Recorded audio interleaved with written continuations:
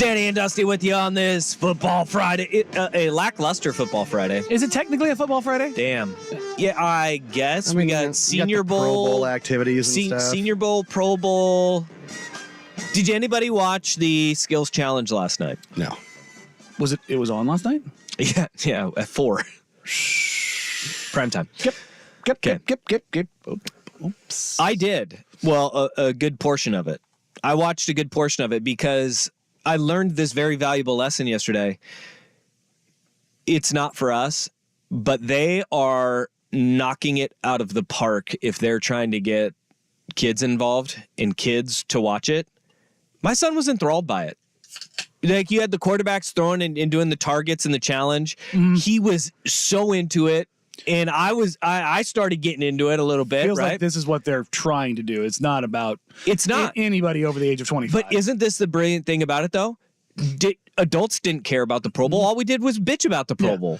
Well, so they repurposed it. They said, fine, we'll use it as a marketing campaign for the next generation. I thought they did like this best catch challenge where like David Njoku went off of like a he was holding onto like a ski handle, like a ski rope, and he swung out and he did a backflip over water and tried to catch a ball that was thrown to him out of a boat. And Puka Nacua was on a wakeboard, and as he was on a wakeboard going by at like 16 miles an hour, Jimmy Clausen threw the ball, and it was in true Jimmy Clausen form, underthrew him on the first one. And then on the second pass, he caught the ball, and I was like, this is so dumb. And I looked over at my son, who's 7, he's like, this is awesome. That was the coolest thing ever. I was like, okay, now we're getting it. They do like this. So real quick though, yeah, you know how you know the difference between the two. You're now 3. You went, that's dumb. Your kid went, that's awesome. And when you said NFL wide receiver on a wakeboard, I immediately went to, I wonder what his contract says about that.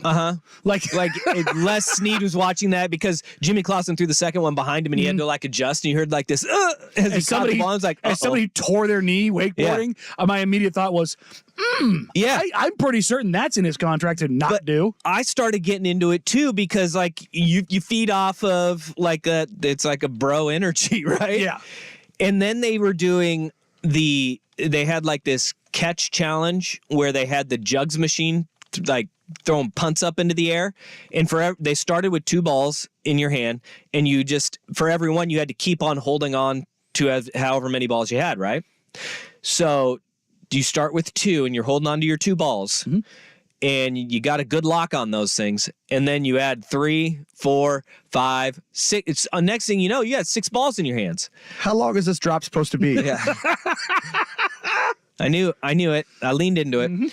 But as we were going, I was like, okay, this is tedious and boring. No, the kids are holding on to every single second of it. And then they finished it with dodgeball. You had dodgeball. The thing I wonder here is, I get it, the exposure in the developing a new audience. I'm interested in how they convert said audience to actual football.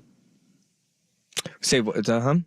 How they convert that audience to football, right? Because I guess you're developing and marketing the players, so to speak, which the NFL doesn't. If they have a weakness, that's what it is, because they play with helmets and pads on. It's hard to market that. But in these events, you get to show them, but in the games, you don't ever get to see them. So there's this whole kind of good question, weird thing. Lead up is actually really good because on Sunday, they'll finish the skills challenge where they're going to have like a lineman doing an obstacle course. Which, fat guys doing things. Love it. Because one, you'll be like, he's not supposed to be able to move that way. It's so great. But then they'll also have the flag football game. It's not football. And what has the NFL been pushing? That's flag, yeah. Flag football. It's actually pretty brilliant what they're doing for kids. For adults, it doesn't mean anything. Like this texture, Vancouver Ford text line says, my 8-year-old son loved it. We watched the whole thing and actually had a great time. Wouldn't have watched a second of it otherwise. Me neither. And I don't like you guys. I don't blame you guys for not watching it. But I didn't even know it was on. For the first time, I understand what they're doing and why they're doing it. Oh, sure. They repurposed it, and there's been this big push because there has been, 5-7 years ago, the death of youth football, and kids are playing soccer at a higher rate, blah, blah, blah, blah, blah, whatever it was. And then meanwhile, I'm watching the NFL explode and their ratings explode and the 55 million people watching each of their championship exactly. games. The people who are out there, trumpeting the death of the NFL, I'm just watching them walk off a cliff. I'm just going, what world are you in? Yeah. Because it continues to grow. So they're finding a way to do it. And like this texture, Vancouver Ford text line says, for us old timers, all I think about is the tragedy of Robert Edwards' all-pro career ruined by injury like this. He was, if you forget, he was the rookie out of Georgia, running back for the New England Patriots, had an incredible year, played in a beach two-hand touch football game leading up to the Pro Bowl. Shredded his knee, never was the same again. But it's going to take one of those, and then all of a sudden, this whole thing goes away too. But the thing is it happens anywhere. Yeah. I mean, the guys that have shredded their knees in the shower, like you can't not do something. It is what it is. If it gets you, it gets you. I mean, here's the thing: these guys are going to these events. Well, not these events, but in the off season, they're going and working out full speed on these giant hills, sandy hills, and, pulling a sled up a hill. It's like, it could easily happen there as it could happen anywhere else. This one just happens to be televised. Like, it's just, damn.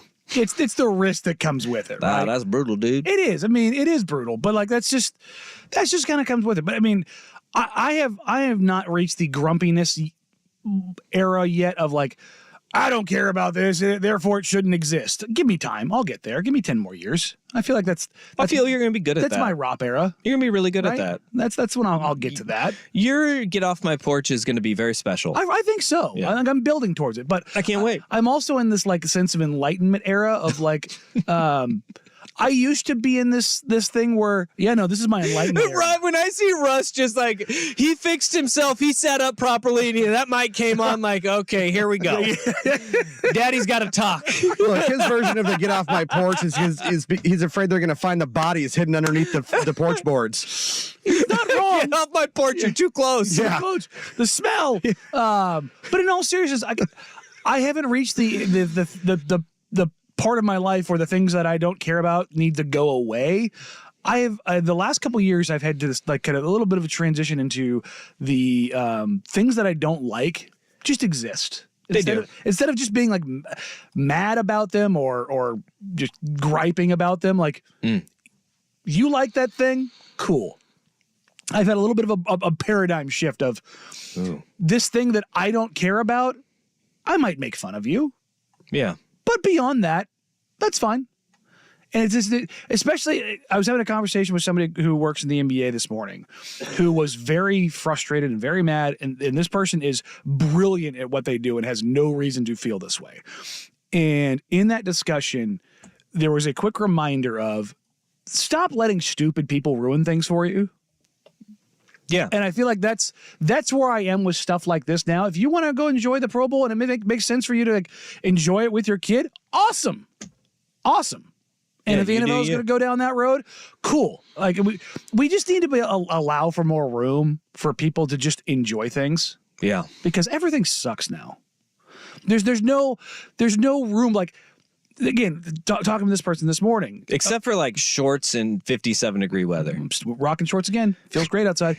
But like, this all came about, again, this is a total score moment, but like the idea of like discussing the NBA, of like, you can't let everything has to be tuned perfectly to where like it's optimization everywhere. And if it's not optimized, it's not perfect, it's failing, it's awful, it needs to be burned to the ground, it's sacrilegious. And it's like there's just poles of amazing, perfect, awesome, and the worst thing ever, where in reality, everything 85-90% of it is in between. Yeah, and that like you're talking about everything is curated for convenience, right? Yes. Convenience for your likings, your styles, everything you want. And like that is what all of this optimization that you're talking about has always been, like what makes it easier for you, the individual, which is great. I mean, it's great. But at the same time, there's this reluctance to anything on the outside. To literally anything else that you're open to or accepting to. And it's just like, at some point in time, it's just like, you know what? It's okay to like there was a big write-up about TV shows and how millennials and Gen Zs the TV show Suits. Yeah. It's on Netflix. I started watching that a couple months ago because I was just like, I saw it kind of catching fire and I was like, oh, this kind of looks fun. But there was this like 6,000 word write-up about how mid the series was. No, that's dumb. It was, but it was, and this writer was mad that people enjoyed it because it wasn't serious TV. Yeah. And I'm like, it's okay to like things that just are okay. Yeah. Not everything has to, an album doesn't have to be 100% no skips. You know, I hear that phrase, no skips, and I want to just shoot somebody because there's been like 2 albums in the history of mankind that are no skips. And every single thing now today is no skips, no skips. And it's just, now I'm doing my get off my lawn rant. We just let you go. God. We just let you go. We let you get there. We let you get there. I didn't want to go. Your get off my lawn is people saying get off my lawn. Yes. Enjoy Finkel things. is Einhorn. Einhorn is Finkel. Enjoy things. It's a long roundabout way of saying okay. that. All right, cool. Clearly this has been pent up this morning. It's Groundhog's Day today. It is. My parents' anniversary. Oh, really? Yeah, Groundhog's Day was the holiday they got married on. Boy, the movie didn't exist when they got married. No, it did but not. That has different connotation. Now that the movies come out, it's like the same damn thing every day. Reliving the same day over and over again. And they love the movie. That movie deserves more credit because they took the most obscure and innocuous premise, quote unquote holiday. Yeah. It's not even a holiday. Come on, what are we doing here? But they took the most innocuous day and they made a phenomenal movie out of it. It is. It's very good. Ned Ryerson is fantastic. Bill Murray in that is fantastic. With Annie McDowell? Yeah, in the whole idea and the premise of it being the same day over and over again because you're going Punxsutawney Phil sees his shadow and we got super another dark when 6 he weeks of unalives winter. himself for like 5 minutes. Well, yeah, but that's part of the game, right? Why your parents got married on Groundhog's Day. It's a great movie. But now we all associate Groundhog's Day with the same thing kind of happen over and over again. But Punxsutawney Phil, or Jeff Rust, he did not see his shadow today, so we get spring early. Yeah, that always seems backwards to me. Which is why the shorts are out. We get spring early? Yes. Okay. Yeah. That's great. That's great news for us. Well, depending on how you want to look at that, he's also batting about 360 on his predictions. That's fine. We're fine. Hey, man, that's a Hall of Famer. Yeah. We're fine. Yeah, that's okay. It's a glorified rat. Okay. Yes. We're not going to give him too much credit here, and we're not going to knock him all that much for it. It's a weird thing that a small town in Pennsylvania decided to do, and everybody jumped on board with it. Right. And whatever, America. But I have a question for everybody that's out there. Which local sports Groundhog Day needs to end the most? Because we have no shortage of them here. 503-864-6326. That's Vancouver Forward text line. You can comment in the YouTube stream, youtube.com/1080am the fan or twitch.com/1080am the fan. Danny and Dusty. Hello, sports fan.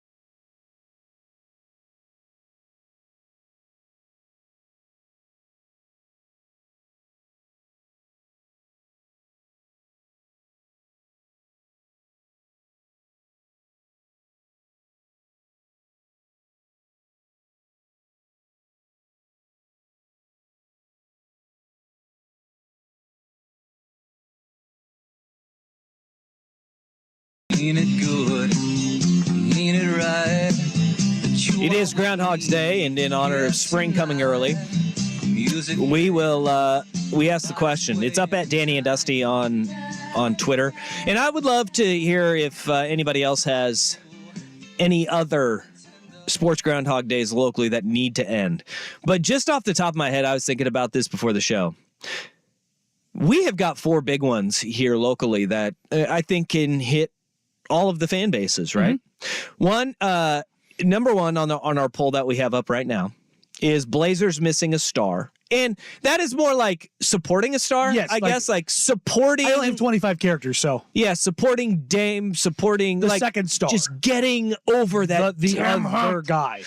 Another one, Ducks getting a title. Whether it's football or basketball at this point, you go to Final Fours and you go to national championship. Get over that damn hump, win a title. The third one is, and again, because of lack of characters here, Beaver's not little brother anymore. The Beavs not being little brother. And like this text that comes in, it says, how about Oregon State still not being in a conference? Yeah, that would be it, man. Part of it, yeah. Like that is 100% part of that Beavs thing being a little brother. And then especially with the news that came to light this week and people being upset about it for whatever reason, Major League Baseball to Portland. Finally just coming to Portland. Like just give us one or the other. Yes or no. And then we could just be done with it and dead with it forever. MLB to Portland. Those are, each of those ones, they have legs, man. 4 really good ones. And you take a look at it, I mean, I struggle to come up really with any other that come anywhere near those 4 regionally. Because if you're a Seahawks fan, you've got a Super Bowl title recently. If you're a 49ers fan, you've got the history of that franchise and where they are right now, and they have the opportunity to kind of get over the hump. You look at any of the other regional sports, I guess, you know what? The Sonics. The Sonics coming back. That's probably one you could add. Yeah. Or, Clay Bennett being shot into the moon. I think that would also suffice for most of Seattle Supersonics fans. I think that would be it. Right? I think you could have that. Yeah. Like a one-way ticket to the moon. Yeah. It's Groundhog Day that must end. This text, George Kliavkoff still acting Pac-12 commissioner. He's got a contract. Look, you don't want to pay him out early. He's not doing much. Just let him. You're going to pay him either way. Make him work. Shout out whoever his agent was, because that thing must have been ironclad. Yeah. If you want to talk about Groundhog Days that need to end, is that the idea that the Pac-12 is still around. Ooh. Just waking up, just knowing that it's there. You needed to collect those checks, though. Just gone. That's right. Just let it go. What is it for you? I think it's Blazers. I think it's got to be Blazers. I think it is. MLB to Portland's really close. And currently leading the poll right now. Yeah, that's really, because that one has been around for a long time. It's not just Portland Diamond Project. Like, this is something that's been brewing for like 25 years. Yeah, well, Major League Baseball to Portland has had. It was the original Expos move, right? The original Expos move was the first time, right? No, that was the second time. Okay, that was the second time. There was an expansion push prior to that that never really got off the ground, and then you had the Major League Baseball to Portland, where they had like the MLB logo, but he was holding an umbrella. Yeah. Instead, that would be the Expos move, and there was real juice behind that one. Yeah, David Kahn led that charge, who ended up being an executive for the Minnesota Timberwolves. Saw him at a Blazers game the other day. Really? It was a strange thing to see. Yeah, in that was kind of the second iteration. Now we have the Portland Diamond Project, and we're seeing that kind of come and go, even though like everybody that wants to knock it down a peg, they're still working. They still are working, and I understand the apprehension towards it. Because it's been going on for so long. Yeah. But you could also say the same thing about the Trailblazers, because that inability to get over the hump. Blazers are still happening. Yeah. You can say the same thing about the Blazers. They're still there. Still there, still unable to. And that's sad. What's interesting about these is there's a straight line you can draw from all 4 of them. Their inability to get to the top of the mountain. Yeah. For the Blazers, it's no doubt. Like, they got one, but it's 77. It might as well be 1877 at this point. And I think I was not quite a year old when they won. Well, what we lose in all of that is the perfect storm of the ABA NBA merger and the fact that the Blazers don't win that title if that merger doesn't happen. You know, the team starts in 70 and then you have was that the first year post merger when Thanks, Jackie Moon. Yeah. Thank you, Jackie Moon. And what's ironic about all of this is anybody? the better team, the 78 team, ends up falling apart because of injury. Yeah. Because that 78 team was the best team in basketball before Bill's feet just blow up on him. Damn. Could you imagine how insufferable we'd all be if we had back-to-back titles? We'd be on the Celtics level for sure. We would definitely claim those. That those two would be doing I mean, the one that we have does a lot of lifting for people who weren't even alive when it happened. There'd be no numbers to wear anymore. Oh my God, the numbers that would be retired up there would just be insane. It would look like the Lakers were just like this giant banner blocked out. But the inability to get over the hump. The Ducks have had their opportunities in the college football playoff, made some Final Four pushes.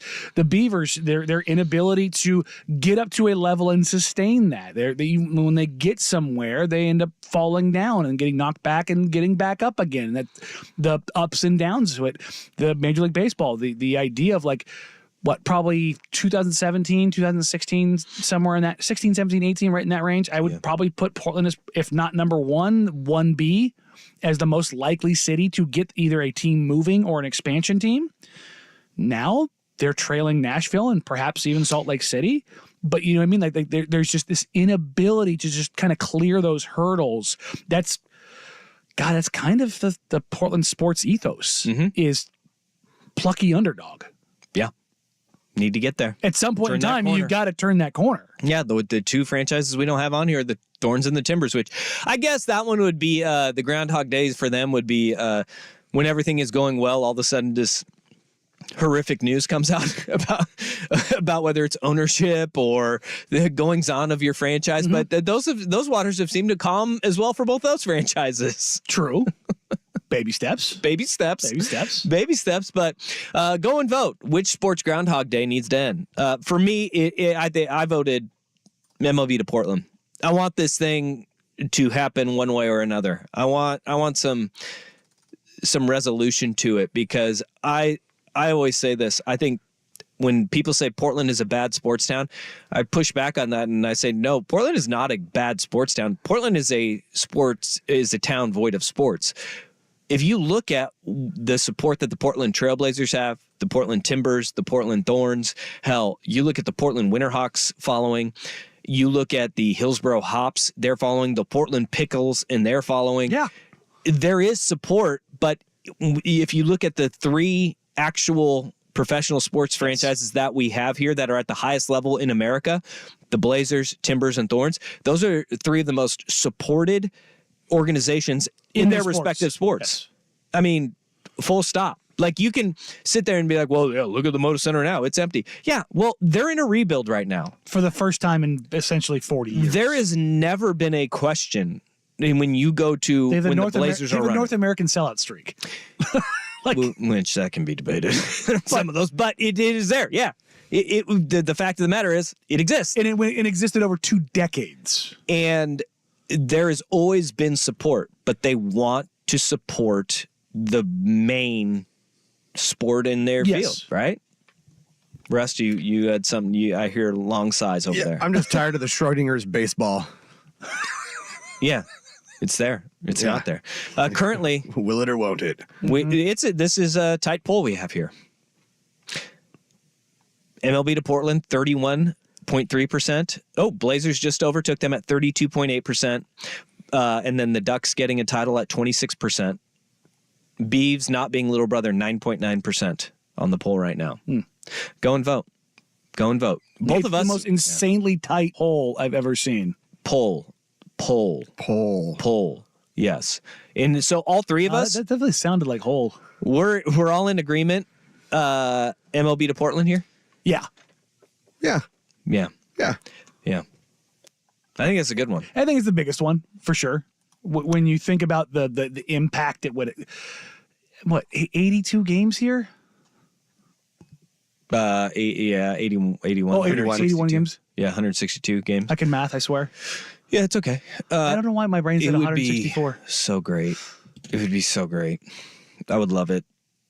I'd love it. But I just don't want it. I don't want to be teased anymore. Yeah, no, just have And like, it's not. have Manfred come over the top and be like, "You're never getting a team." Yeah, it's not the Portland Diamond Project's fault. It's I want the damn answer. Yes, just At least somebody's trying to do it. either the will they, won't they, the Ross and Rachel of it all just needs to go to hell. Yes.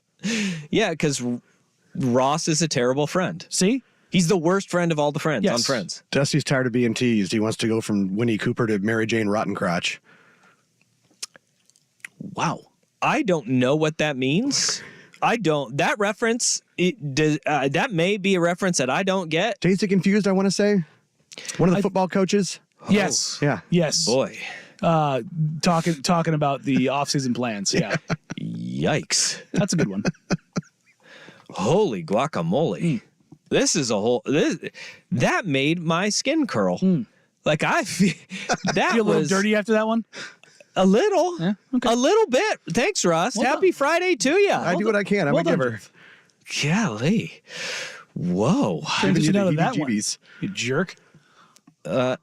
Okay, I will. We had big news in the NBA yesterday, and even more news came on the heels of it next on The Fan. This is a Football Friday edition of Danny and Dusty. Brought to you by the Odyssey app. Now, from the Spirit Mountain Casino Sports Desk, a Sports Center update on 1080 The Fan. This update brought to you by LaRog Brothers Jewelers. Every engagement ring in stock is up to 70% off. LaRog.com. First on The Fan, the Trailblazers looking for a second 3-game win streak on the season in Denver for a 2-game set with the Nuggets tonight and Sunday. Blazers 12.5-point underdogs at the Spirit Mountain Casino Sportsbook. 6 o'clock tip on Root Sports. For Denver, Jamal Murray is probable. Nikola Jokic is questionable. Amid speculation about LeBron James' future ahead of next week's trade deadline, agent Rich Paul said this morning, quote, "LeBron won't be traded and we aren't asking to be," end quote. The Lakers currently sitting at 25-25. That's 9th in the West. ESPN's Adam Schefter reporting the Raiders expected to hire former Cardinals head coach Cliff Kingsbury to be their next offensive coordinator. We'll go to round 2 of the AT&T Pebble Beach Pro-Am at Pebble Beach and Spyglass Hill. First round leader Thomas Dietrich still at the top of the leaderboard. He's 12 under on the day, 12 under overall, 3 under through 9 on the day. He's 2 strokes clear of Patrick Cantlay at a 10 under par. Ludwig Aberg 3 strokes back at 9 under par. Ricky Fowler 8 under. Scotty Scheffler is 7 under. Colin Morikawa 5 under. And then you got Jason Day and former Oregon Duck Wyndham Clark at 4 under. Wyndham Clark just birdied his 10th hole today. He's now at 5 under. More sports scores and stories in 30 minutes. I'm Jeff Rust at the Spirit Mountain Casino Sports Desk. Spirit Mountain Casino has all the postseason pro football action on the big screens with big-time sports betting action. Visit spiritmountain.com. You're invited to play in the first annual Fan Winter Golf Classic at X Golf Tualatin and X Golf Vancouver. Sign your threesome up at 1080thefan.com.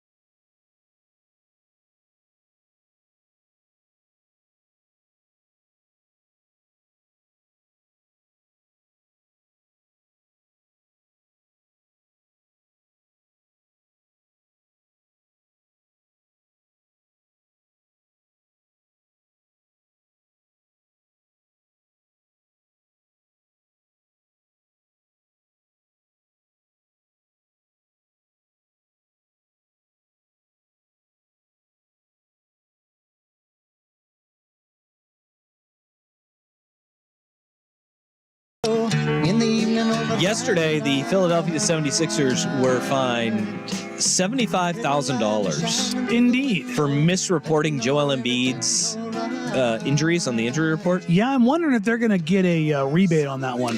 So, what was the basis of that? I saw that they said they misreported it, but he was obviously injured because he missed the game in Denver, he missed the game in Portland, and then played against the Lakers on Wednesday night. He ended up getting injured against the Lakers on Wednesday night. But what was the misreporting? So, Joel Embiid has not played in Denver since 2019. Okay. And what's interesting about this is he has only played, I believe, in Portland 3 times in his career. Yeah, that makes sense. If I remember right, I believe it's 3. And so when he didn't play in Denver, I'm like, well, here we go again. Not going to see Joel Embiid play in Portland again. But a lot of this has to do with this all has to do with gambling. Okay. And leading up to this game, there's the national narrative about Joel Embiid ducking Nikola Jokic, particularly on the road in Denver, blah, blah, blah, blah, blah. Joel Embiid is not Greg Oden, but he is so big, he is constantly injured. And absolutely. It is just part of it. This is the classic case of just he's too big to stay healthy. He's physically incapable of doing it. And if you look at it, it's been feet, knees, back. Remember, he missed the first 2 years of his NBA career because of his back. Yeah. And foot too, right? Yeah, and but the back was the one that everybody was severely worried about. But I mean, the guy is so injury prone that they taught him how to fall correctly because they'd rather him fall and have a controlled fall than try to stabilize himself standing and put undue stress on like hyperextending his knee. Yeah. Right. That's makes what we're sense dealing though with. too. Yes. Like 7 feet people are not meant. Human body is not meant to be 7 feet tall. It's not really meant to get really past 6 foot. To be honest, like when you talk to the sports physiologist, like anything you really get beyond 6 feet, for every inch you add to 6 foot, you shorten your lifespan. See, that's why I didn't want to be over 6 feet tall. Right. That's why it's perfect to be 5'10". Yep. I'm telling you. But so heading into this game, there's all this pomp and circumstance, and Joel Embiid, for everybody that I've talked to, and I've got friends in Philly that I've talked to, like, no, Joel wanted to play in this game. Like he told Ramona Shelburne of ESPN that he was going to play in this game. He told Tim Bontemps, who was in Philadelphia, who caught a plane from Philadelphia in the morning to Denver the next day to go watch. Like the impression was he was going to play. And he went from not on the injury report to 30 minutes before not playing. Yeah. Well, and that completely shattered betting markets. Well, and then he goes and does not play in that game, does not play in Portland. Tuesday, he goes and Jonathan Kuminga in Golden State falls on his knee. He gets hurt. Yes. And now yesterday, at the day that they announced the fine for $75,000, you see a report that was very quickly rescinded that he tore his meniscus. Yes. Shams Charania originally broke the reporting in a since deleted and corrected tweet that he has a tear in his knee, which I'm almost certain that Joel Embiid has a tear in his knee. And that Shams let the cat out of the bag a little too early. But then there was, we need to have further scans are done. I would imagine that Shams was probably either talking to Joel's agent or to Daryl Morey himself and had that and was tweeted it prematurely, knowing full well that we will get more information that Joel Embiid has a tear in his knee. So Woj followed that report up, though, and said that he has a injured lateral meniscus in his left knee. If you take those two reports and you put them together, I can deduce that Joel Embiid likely has a torn lateral meniscus in his left knee. Which the whole point of... I'm a Sherlock Holmes over here. He could miss 5 more games and still be eligible for the season-long award. So yeah.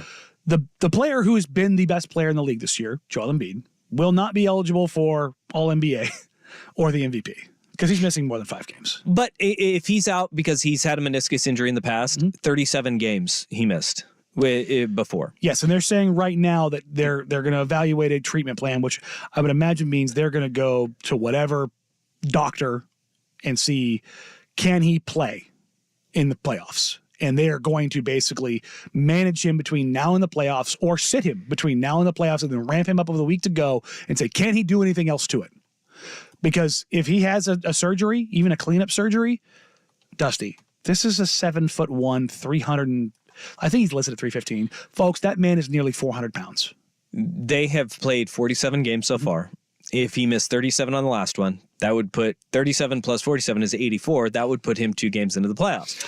But there is a little bit of buffer in between there. Who knows? Let's cut it in half. Let's just say 15. Even if it's 15 games. You go and you ramp that bad boy up. You're looking at basically the end of March. Oh, boy. But here's the thing. Nelly. Joel Embiid is that dude. He's an MVP, but he has not performed in the playoffs, and he has been hurt every single playoffs. Remember last year he disappeared. He was playing on a knee that we understand was basically had a partial tear. He's just too freaking big. And the wear and tear of 82 just eats him up. And that just leads you to believe you can't build around him. I mean, as dominant as he is. Truly great. First ballot Hall of Fame, MVP. I mean, he's averaging more points than minutes right now.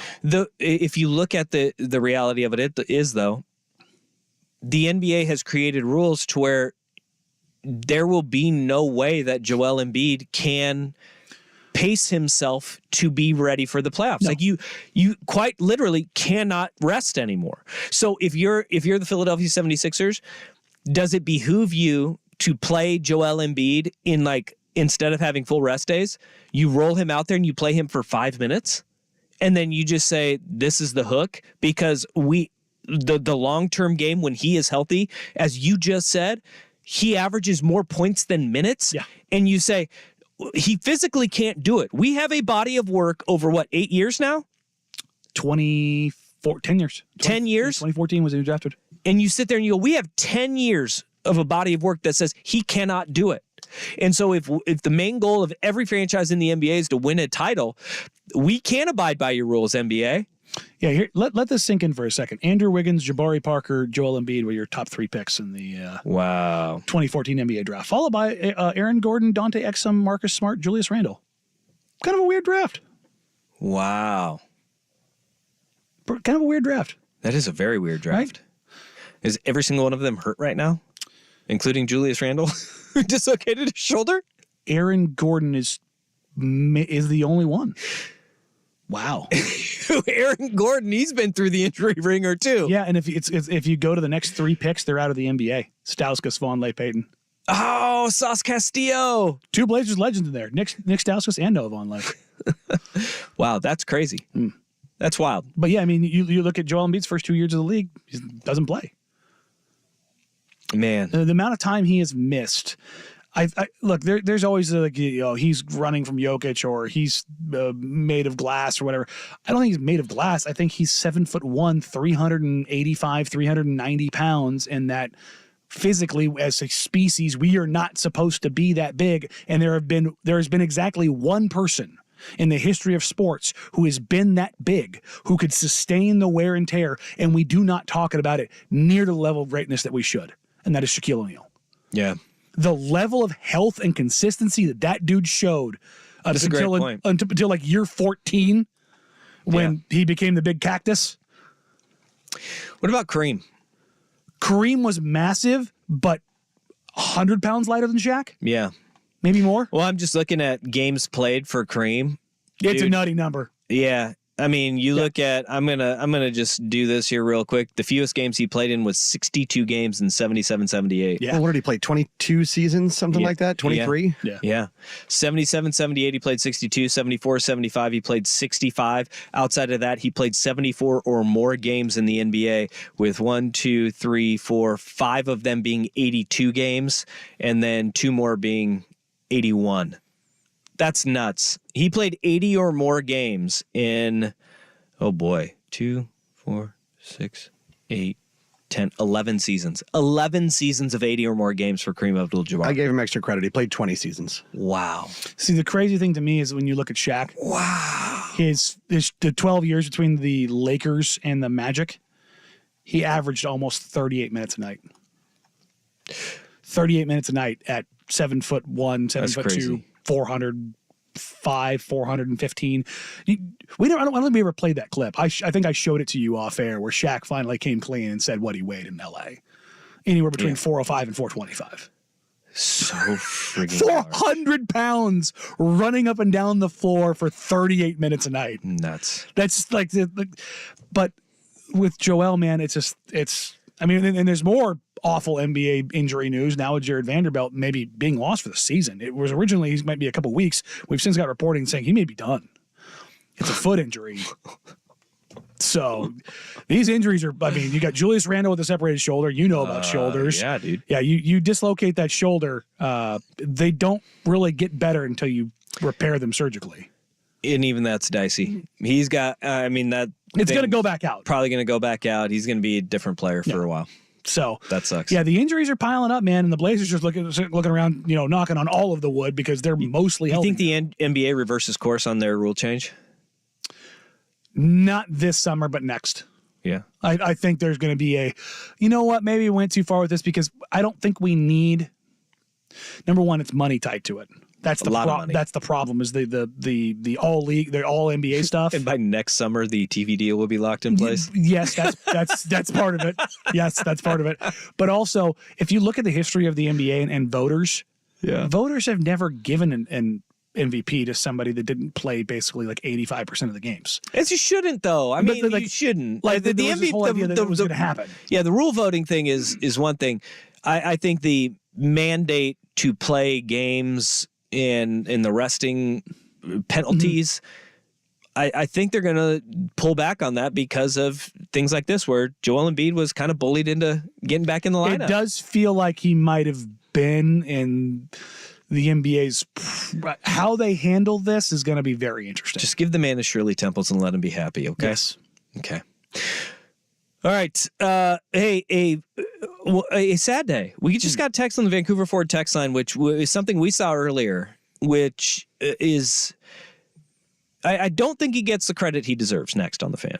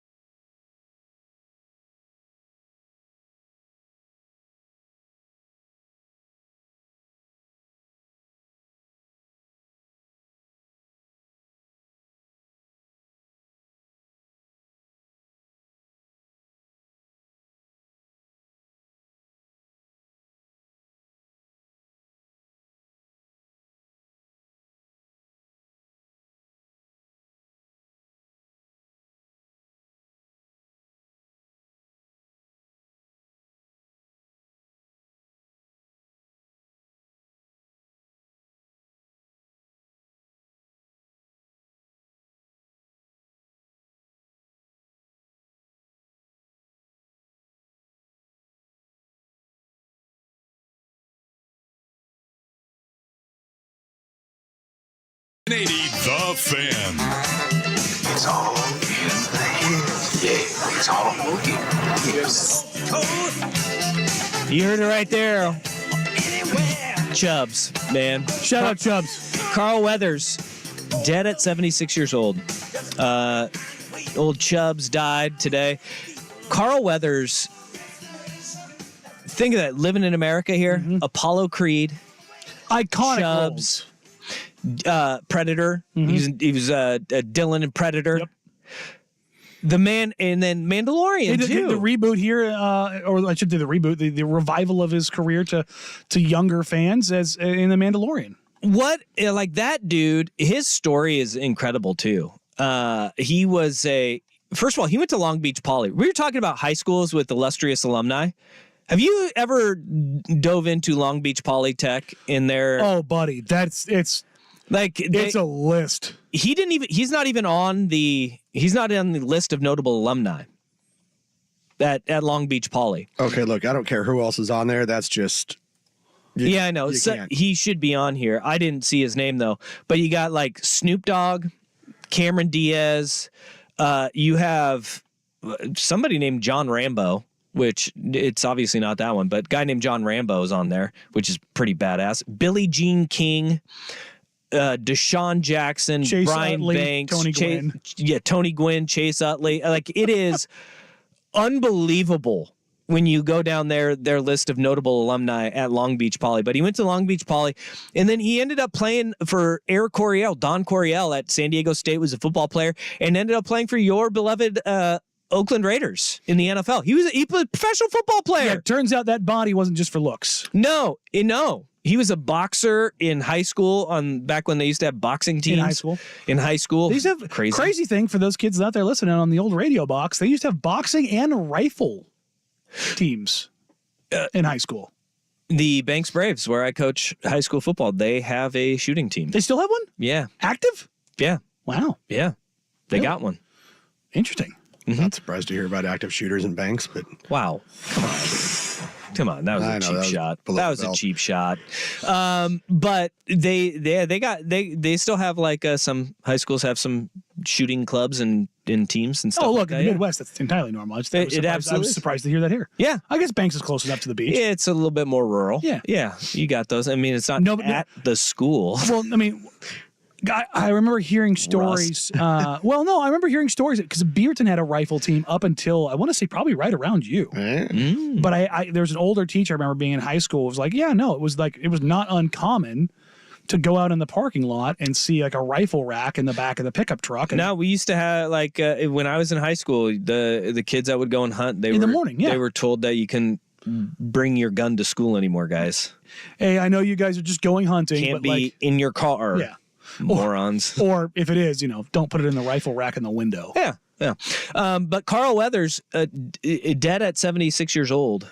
That sucks, man. That's tough. Like, you think of, he may have one of the more, we always say, like, think of a catalog that you want to, that if it's an actor's been in, it's a great, it's not long, it's great. It's not illustrious. Like, there's not a bunch of just like, it's not it's not De Niro. It's not just a list of bangers, but it's a fun one. No, it is, because you can rope Star Wars into it if that's your kink. Mm-hmm. He was in Toy Story as a voice actor in Toy Story. I would imagine that the Disney umbrella there was probably a big part of that. And honestly, my favorite show, Psych. My favorite TV show. Really? That's your favorite TV show? Love that TV show. Love the show Psych. That feels like it's right up there with like Suits as far as like mindlessly numb, but very fun. Come on, son. Oh, it's great. It's fantastic. He was in that did some cameos. You have like basically after Happy Gilmore, there's so many of the actors like Adam Sandler is the best friend of all time. Like with all of his friends that are actors. To put people on, yeah, there's no doubt. But just ask Rob Schneider. Yeah, they cameoed him in Little Nicky, which is I think Little Nicky's funny. Look, dude, it's not a good movie, but that might be the only Sandler movie I've never actually watched all the way through. I don't care how dumb it is. When they show the bulldog sleeping and it goes from the snore to the na na na na na. Yeah. like mid snore, and I believe it's David Cross is like, that's the most terrifying thing I've ever seen in my life. The first time I saw that, and every time since then, I will snicker. I don't care. It's a dumb bit, but I will laugh every single time. Every single time. But it is, you got Rocky and Predator. And it doesn't get much better than Apollo Creed. And then, and look, the spinoff of the Creed movies, right? Yeah. Like he's dad in those movies. Big dad, but still dad in those movies. And then Predator, Dylan, like he was the ultimate sidekick for the action star, right? Apparently, the person originally slated to play Apollo Creed was Ken Norton Sr. Oh, I could see that. And Carl Weathers really basically only got in there because he got cut by the Raiders. That's badass. They clearly want that they wanted to build. Well, they wanted a boxer too. Yeah. They wanted somebody who could be a boxer and also has giant arms. Absolutely, was a menacing terror. And Ken Norton would not have done justice to the showman that Apollo Creed was, because that was part of the bit. Like you had to have an actor, and he was a guy that at San Diego State he was a theater major at San Diego State. So like being an actor was always going to be the end game for him. And so he was the showman that they needed to be Rocky's nemesis. And it fit perfectly, man. Those movies aren't as successful without Apollo Creed being who he was, you know? Also, shout out Carl Weathers for all of the steroids he took in Rocky. Yeah. Yeah. My God. I just pulled up a picture of Ken Norton boxing, and I was like, I remember him being big. But Carl Weathers in that movie, my God, he was taking it straight from the horse. So are they going to start axing because he's in a brand new commercial. Oh, that's right. He's in a commercial with Gronk, right? For the FanDuel Kick thing. Oh. He's in that Gronk commercial, because when I saw that, he's training Gronk for the Kick. And you got the one with was that the one with Cena? At the Super Bowl. Like he's like a part of a big Super Bowl ad push. It's a posthumous ad push. Damn. Well, I mean, maybe he stays in there because he gets a little bit of a little Q rating bump. That's very dark on the day I'm just saying he's in the Google searches now. Man, he's trending. Like if you type it into the old search bar right now, you can see the little trend arrow. Damn legend. It's up. Damn legend. But yeah, as far as the like non-superstar actors, and like he's not a character actor. He just like the roles that he played, supporting roles. Hard to beat two iconic movies. No. Rocky, Predator, and you can Happy Gilmore, dude. Happy Gilmore might. Dude, his role as Chubbs in Happy Gilmore. It's All in the Hips is synonymous with that movie. Damn alligator bit my hand off. Fantastic. But it's okay. I got his eye. Yeah. All in the hips. Yeah, it's all in the hips. All right, you're starting to creep me out. You know? Fantastic. Carl Weathers, dead at 76. I thought he was both younger and older. Like 76 sounds like the wrong age no matter which way I go with it. Okay. I think that sounds about right. I mean, for being in Rocky, like they're all old. I know, but like looking at him. Yeah. You know what I mean? You just like, I think I associate 76 with either much older and I don't associate him, even though he was just slightly graying. He seemed like a cool dude too. Oh, I bet you Carl Weathers is a guy you wanted to party with. Yeah. I bet you that's I bet he has some great stories. I bet you that was a good hang. I bet you that was a good hang. Especially because you think of, he hung out with Sly and Arnold at their peak. And Adam Sandler. That's what I'm saying. He's probably a good hang. I bet he's kick-ass. Well, not now. It'd be very bad if it was like, yeah, he's a real jerk. But I'm not picking up that Carl Weathers. I'm not picking up that vibes from Carl Weathers. You go to his Wikipedia page, and he doesn't even have a controversies tab. Ooh. And I think that right there lets you know that he definitely had bodies buried in the backyard. Really? Really? The worst thing in his Wikipedia page is he got divorced. Half the people get divorces. That's the way the math works. Golly. All right. Carl Weathers, dead at 76. Gunned down in his prime. Shout out Ian Carmel. All right. Well, we all knew this was coming. But here we are, next on The Fan.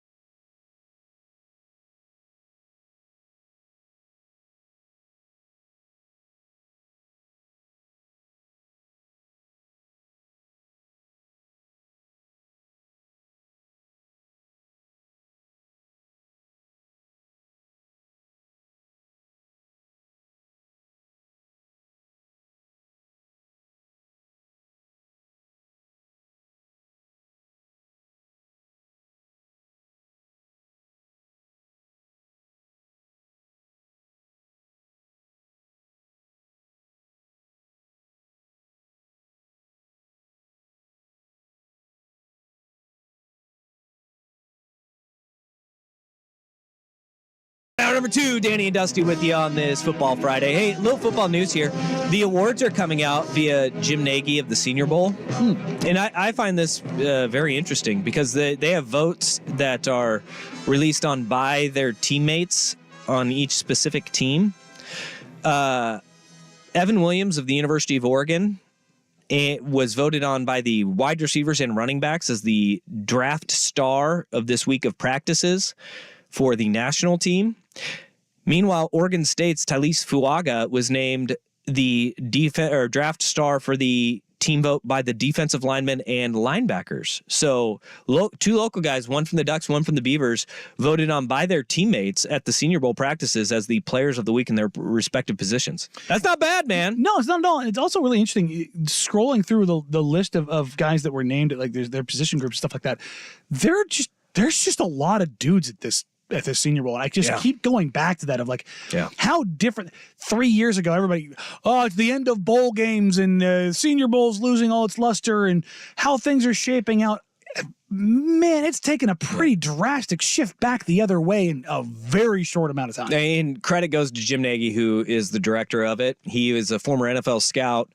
He is a guy that he's put his heart and soul and kind of like spearheaded like the whole charge to make the Senior Bowl something that guys want to go and play in, make it beneficial for them in their draft stock, and make it an actual event again. And it is. I mean, there's the who's who in college football. It should be of no surprise that Iowa's punter was named the special teams player of the. Not at all. Also, I mean, you've also got Arizona and USC's running backs, who are two of the top-rated running backs in this class. Pretty good. It's not a great running back class, but Marshawn Lloyd and Michael Wiley were named respectively for their teams. Not too shabby. It's less about where these guys are going in the draft or where their draft stock is at. It's the fact that they're at this game. Yeah.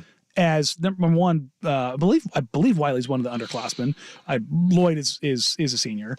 But you look at these guys that otherwise would have just skipped and gone. You've got top end offensive line talent. You've got top end quarterback talent. You've got top end DB talent. You've got top end running back talent. Like, well, Javon Bullard, who's from Georgia, he's at this game too, and he picked up the on the American team, the other team he picked up the honor that Evan Williams did on the other side. So it's like you get some really damn good players out of there. You get Spencer Rattler. You were talking about name recognition and Ladd McConkey. Like, there's a lot of dudes. McConkey's been crossing dudes up. Crossing them up. The latest of the Julian Edelman. Like this era. is Bill Belichick not being in the NFL, he is going to be so pissed. He's just going to be like, I just want to coach whatever team Ladd McConkey's on next year. Let him draft. But pretty cool to see the recognition getting passed down to the local guys. Yeah, and Penix got the national team vote for the quarterback. Hey, Michael Penix Jr. It's weird to see that some people don't have him a first round grade at all now. There was God, I can't remember who it was. There was somebody in the NFL world the other day who said that they had talked to a couple scouts in the NFL that they did not have Michael Penix getting drafted. And now, if you look hard enough, injury history, older quarterback, played with the best receivers in college football. Sure, great offensive line, all those things. He'll get drafted. If you look hard enough in any sport, you will find a scout for every opinion. That will always. Yeah. There were people, and they're the ones willing to talk. There were people last year going into the NBA draft who said Victor Wembanyama is just not. It's not real. I'll believe it when I see it. He's not. And he's an alien. He's not real. Yes, that mother bleeper is not real. Get him off this plane. That's what he is. But you will find this for anyone and everyone. It doesn't matter. There is a scout out there, whether it's an axe to grind, being willfully stupid. Like there are people right now who are sitting there talking about, I saw this with the Chicago Bears and Caleb Williams, talk about that in a little bit, that Caleb Williams, it's basically this whole thing is a psyop. That it's all social media clicks. He actually can't play the quarterback position, and that he's not an elite prospect, and he really shouldn't even be looked at as anything more than a day 3 or later guy. And I'm just sitting there going, yeah, I don't think that's correct. I don't think he's the slam dunk Andrew Luck, though. No, I don't think he's Andrew Luck. And like there was this thing that Daniel Jeremiah actually during the show I saw a quote tweet of Daniel Jeremiah said, I never said this. But somebody had tweeted out that Daniel Jeremiah had said that of the NFL Network draft analyst said that Caleb Williams is Andrew Luck, LeBron James, can't miss prospect. And Daniel Jeremiah's like, I never said that. Like, I don't know where this is coming from. So there's a lot of BS that just gets spewed everywhere too, where it's just not real. It's not real at all. It's like, okay, well, where are we getting this information from? Just just slow down a little bit. If it's not coming from the horse's mouth, if you're not hearing it, and especially if it's an anonymous scout, that you're hearing it from, come on, they either need to put their name or which team they work for. But there are credible people, and Daniel Jeremiah is a credible person. Yes. There's very few of them that you sit there and you'll hit your wagon to. Jeremiah is one of them, but he's even having to get out in front of some of the fake aggregator sites that are saying, no, he said this. No, he didn't say that at all. Didn't say it at all. It's good times. Okay. Well, hey, we knew that this was coming, but here we are. It's finally here. What the Big Ten and SEC have to say about the state of college football. Danny and Dusty on the Fan.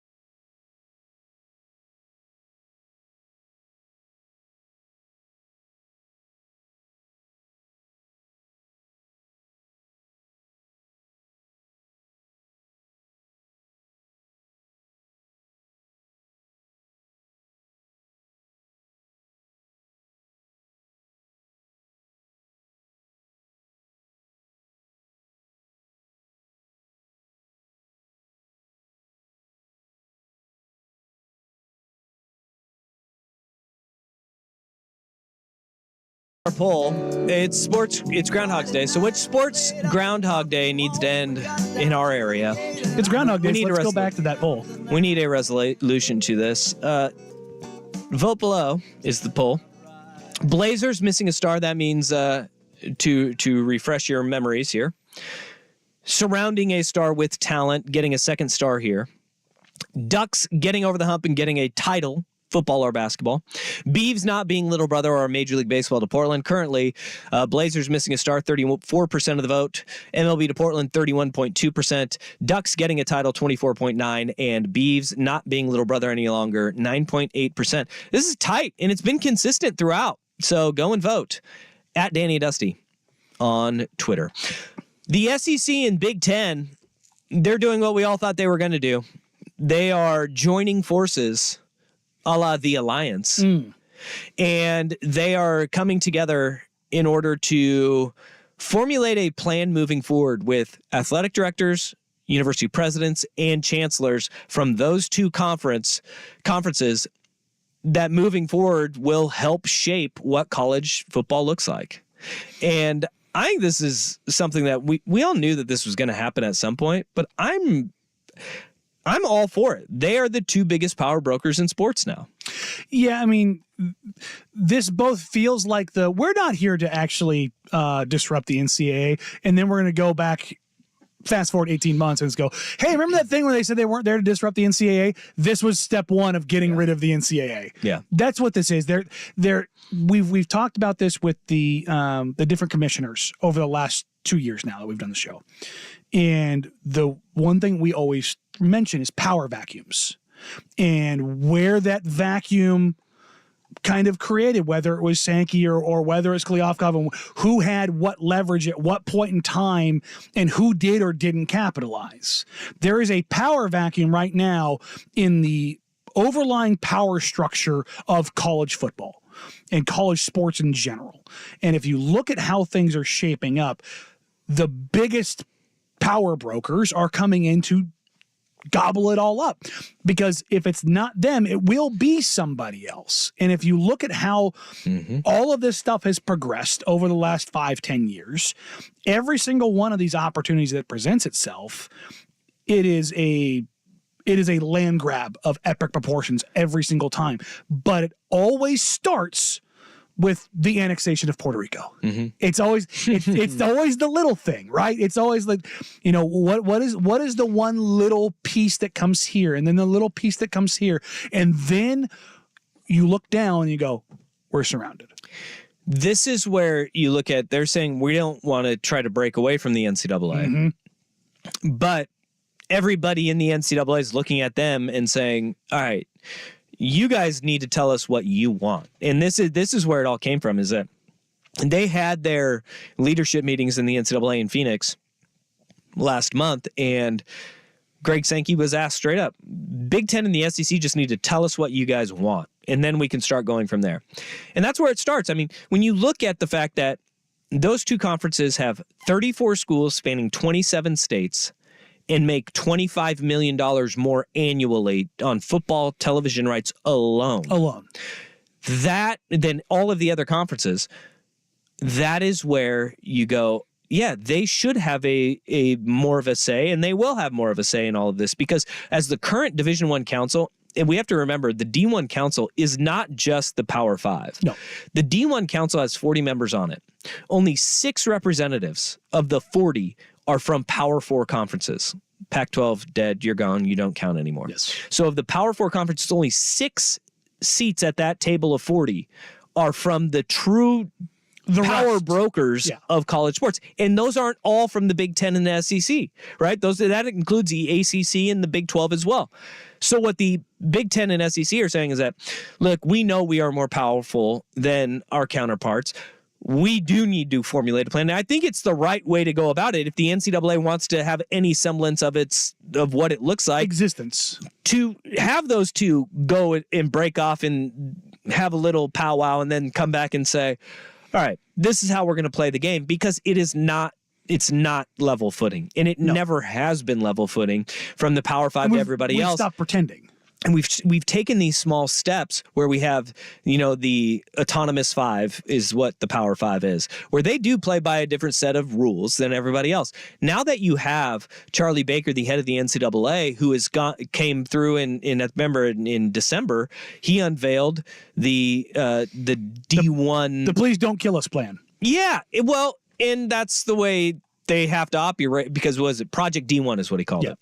Project D1 was, all right, the school, we have the haves and the have-nots. We can't ignore having the haves and the have-nots anymore. That idea that we're going to break the FBS into 2 separate groups now and say, these Boise States, San Jose States of the world, the Maxions. We're going to stop holding everybody up as if they're on the same playing field. You guys really don't play for a national championship now, and we're not going to pretend that you do moving forward. Yeah. That, I think, is okay. But as that project moves forward, the Big Ten and the SEC are the 2 conferences that are going to have to form how it all looks, because we all know super conferences, we're heading down that path, is where it's going to lie. And what's been really interesting is alongside this same kind of legislation, these deal makings, the reason why I keep just hammering that the NCAA is going away is that when this power vacuum is going on right now, when there's these back and forths and the seismic shifts, so to speak, in the landscape,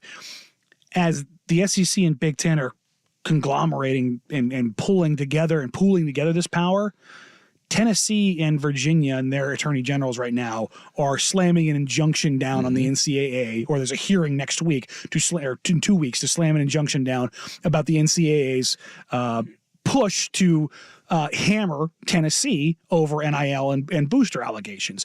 And that is now the 8th active lawsuit among multiple states against the NCAA. They are getting their rear ends handed to them. Hook, line, sinker across the board when it comes to legal legislation. And when you look at that, it is just the NCAA trying to show some sort of relevancy so that they can show some saber rattling. We matter, we're real, but in reality, it's out there for everybody to see. They aren't winning on any level. They will be pushed down. They will be subservient to the SEC, to the Big Ten. They will. I think the NCAA is trying. 3 years ago, I think they still had people convinced that they mattered at this level. Since that time period and through realignment and through what everybody else has seen is where this is going, I think the vast majority of people at the top have realized that the oil barons of the past, the Carnegies and the Steele, they're gone. That is all to the point, though, that has been the most ridiculous part, and I don't know why it isn't said more, that the NCAA, they are their own bosses. Mm-hmm. That's the dumbest part about it, is that the NCAA is run by the member institutions.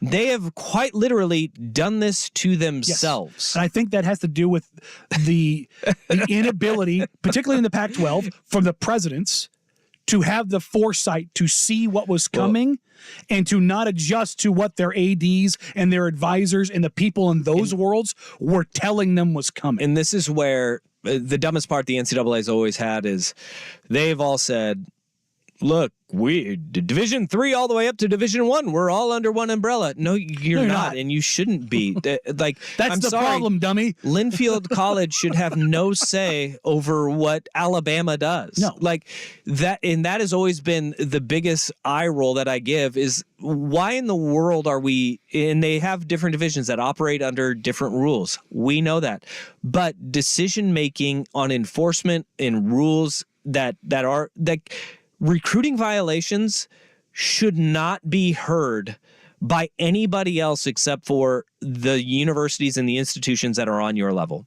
because they don't understand what you're going through. What the difference and this is why the Big Ten and the SEC are joining forces in this, which, look, we've seen this before. Remember the alliance? That worked out well. But again, what was it? It was a power vacuum. There was an opportunity, and the big ate the small.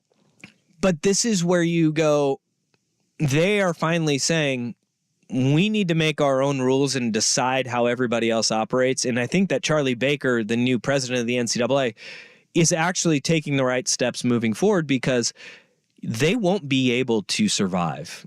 They know it unless they give because has nothing to do with quite literally 90% of the institutions that make up the NCAA.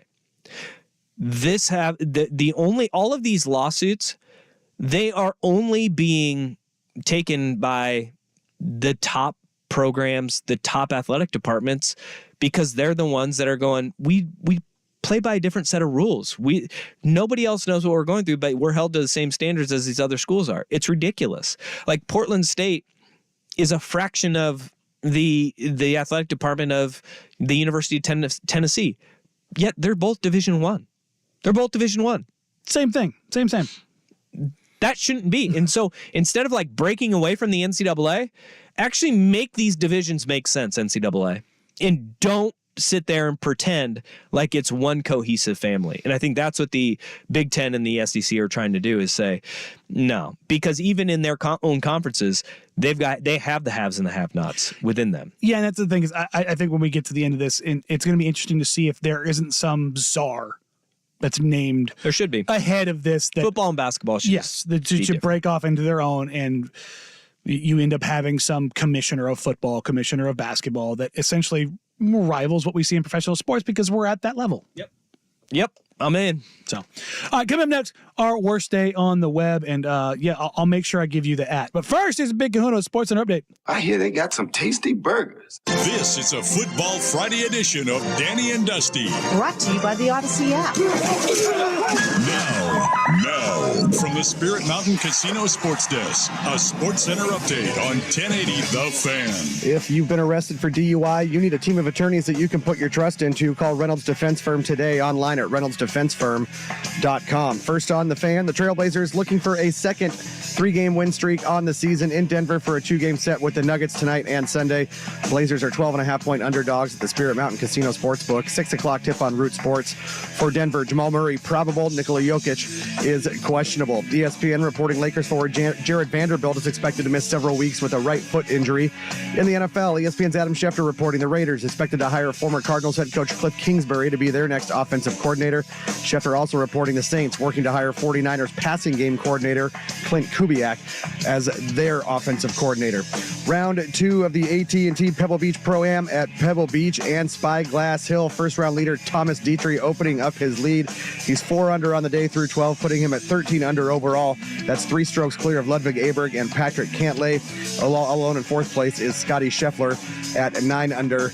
That's 4 strokes off the pace. More sports scores and stories in 30 minutes. I'm Jeff Rust at the Spirit Mountain Casino Sports Desk. Spirit Mountain Casino has all the postseason pro football action on the big screens with big-time sports betting action. Visit spiritmountain.com. Daily Boost is the podcast for in-depth analysis on the sports betting landscape. Listen on Odyssey or wherever you get your podcasts.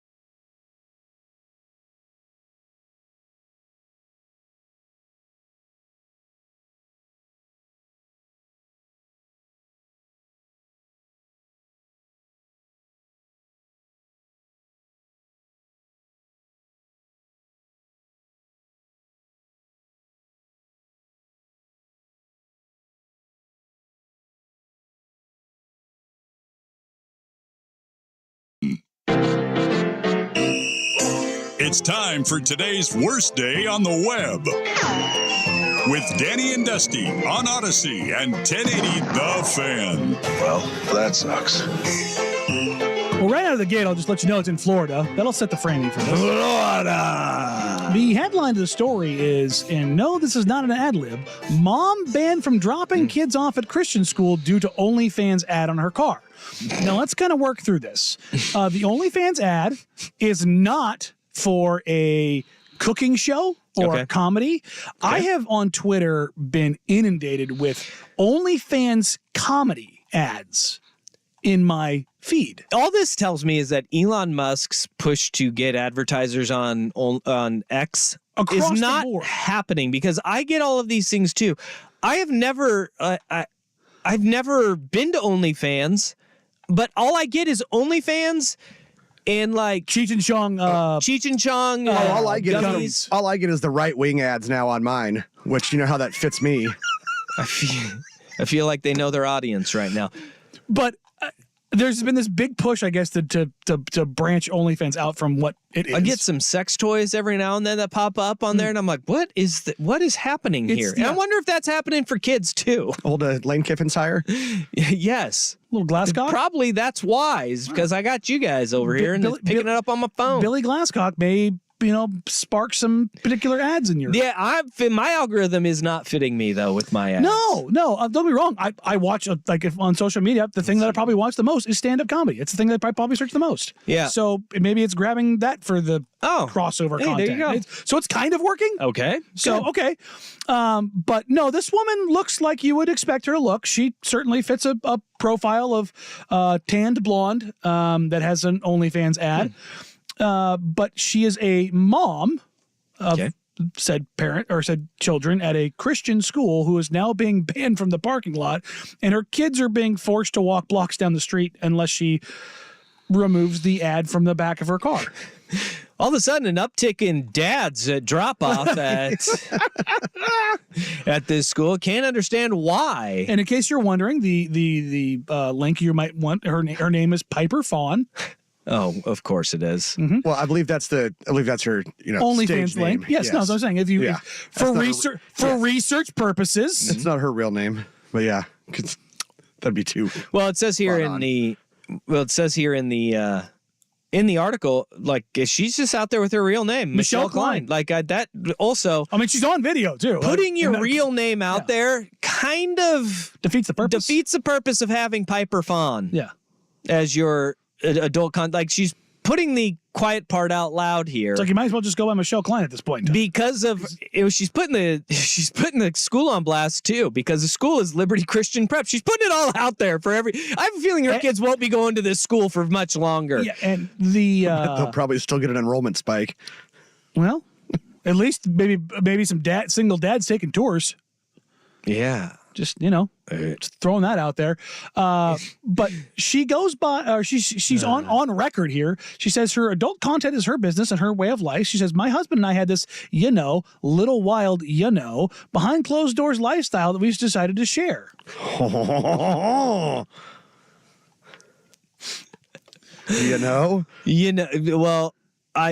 No, I don't know, but I guess we're going to have to go find out what Piper Fawn's up to in order to find out what the is. I mean, for research purposes. Is it bad that I feel bad for, I'm like the kid? Imagine being those kids, though, getting dropped off at that school. I mean, they all know at this point. And if this is a high school, those boys, they all know. They all know. I wonder how many fights they've gotten. Yeah. Well, I mean, I think it'd probably be the other way around. Like, hey, they're not. Can we come over? Hello, Mrs. Robinson. And that's the question, though. Is it better to have it this way, or have the fact that these kids go to school and they're like, hey, dude, I saw your mom on the internet. I saw your mom on the internet, and have that come to life. Whereas we can all deduce from this that she can't even drive her car on school grounds any longer, that they are the social pariahs of this school. Like, nobody is is messing with the Fawn/Klein family. Well, if they are at Liberty Christian Prep, what they're doing is what we need to do is we need to go around this particular school's parking lot. Public school, this would not be an issue. No, we just need to see which schools have the loofahs on the antennas. I feel like that's the situation we're dealing with here. This is Florida. I feel we are going to find out a lot more about the other kids at that school based on the uptick of who goes to that website. And this is masterful marketing at the expense of their children and their school that they go to, because the Piper Fawn is now, I would have had no idea who that is, but now here we are. One person that is listening right now, at least one person has Googled it. Oh, yeah. Probably somebody has. At least one person. Yes. See, I wonder about like when we get to this commercial break, it will be at least two. Set up for a very long road to success in their life, despite the fact they're going to private school. Well, I guarantee you, neighbors live on the same street, whatever. There are some neighbor kids' parents that are like, you're not going over to that house. Or, hey, let's go over to their house. They seem like they're fun to party with. Where's the bowl that I put my keys in? Mm-hmm. No. I'll go pick Johnny up. No. You've had a rough day. Oh, your mom's working, huh? Well, I got a few minutes. I can come and stay for a while. I'll be back in an hour and a half. They only live 2 minutes away. Traffic. Yeah, they're filming something. What? This is like I don't know who I feel bad or worse for. It's the kids. It's the kids, 100%. But look, I've told you guys this off air. I have somebody who works actively in that industry that I've known for a very long time that makes literally tens of millions of dollars. And I am not, I jokingly say we don't kink shame on this show, but like also at the same time, maybe it's not the best idea to throw the giant advertisement out at the high school for something. Or elementary school. At schools. Well, non-university. Look, you're in college. I mean, go for it. I'll put it this way. I don't know how many high school kids are getting dropped off by mommy. Well, I know a lot of like, that's a great point. Fair point.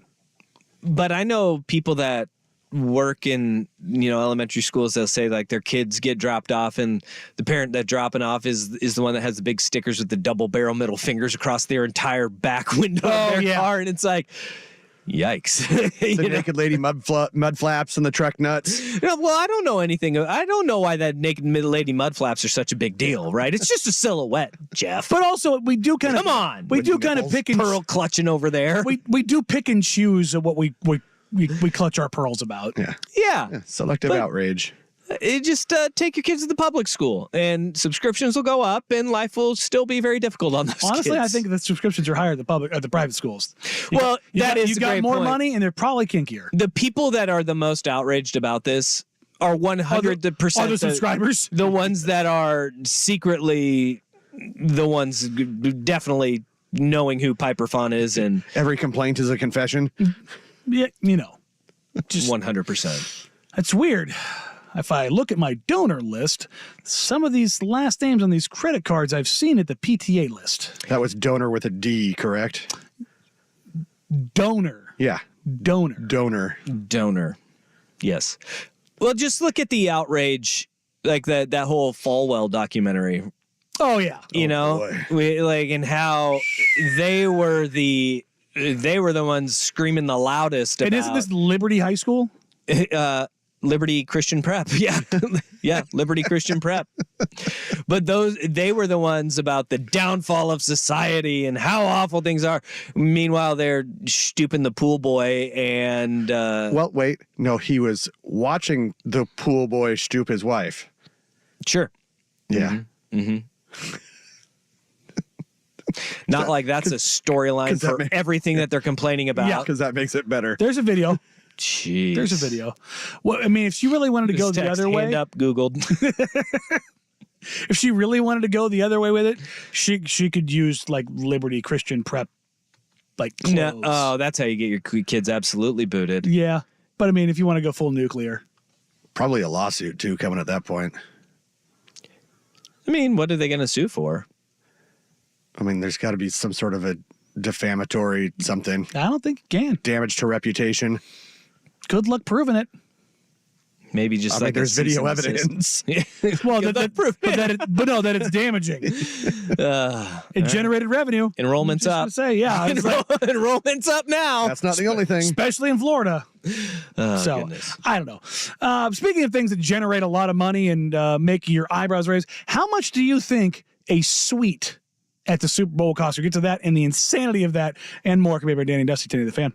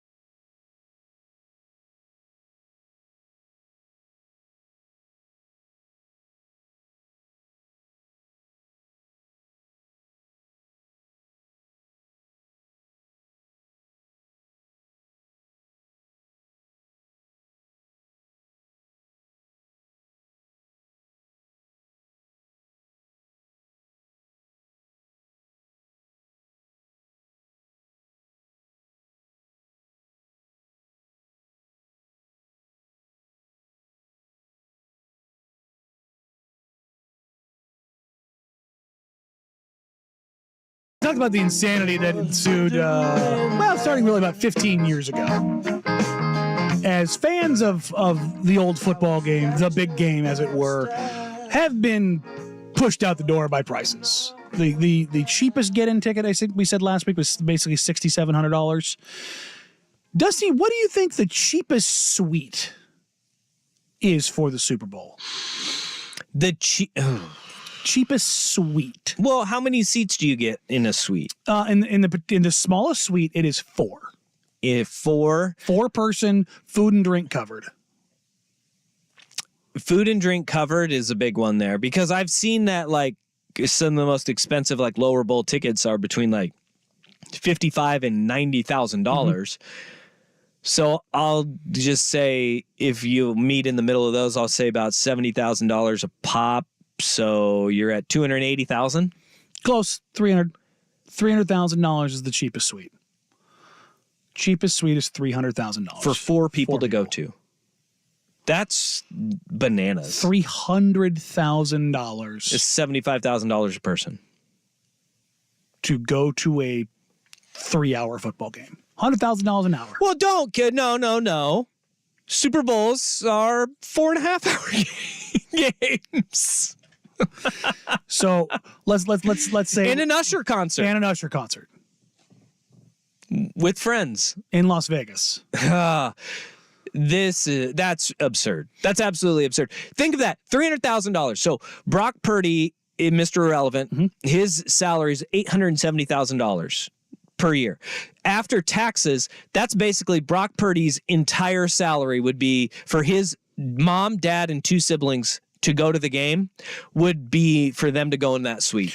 Think of that. Well, the starting quarterback for the San Francisco 49ers in the Super Bowl would use his entire year's earnings to make sure his family could sit in a suite if he chose that option. Yes, and Lisa McCaffrey, the mother of Christian McCaffrey, wife to the McCaffrey Ed wide receiver, on her podcast mentioned that Christian, who does make a lot of money, and his girlfriend cannot afford to put the family up in their suite because it would be more than that amount of people. Well, who is he dating? Olivia Culpo? Right? Yeah. Isn't that what it is? Yes. Olivia Culpo? Yeah. Ooh, she's hot. Yes. Good for you, Christian. Also has money, and they cannot afford the suite that would put everybody up in one, because the suite that they would need to put everybody up in one costs $2.5 million. And that right there is why Travis and Jason Kelce have a side hustle of doing a podcast, despite the fact they're NFL football players. The number1 sports podcast in the world. Travis is going to have to take out a loan from his girlfriend so his family can sit up in the suite. Think how insane this is for them to get that suite. Taylor had to foot it. I think between Mahomes, because Mahomes and Kelce always sit together. Yeah. I bet between the two of them, they've got that thing covered. It's a pretty penny though, and those tickets are a ton. Like watching the Kelce documentary on Prime.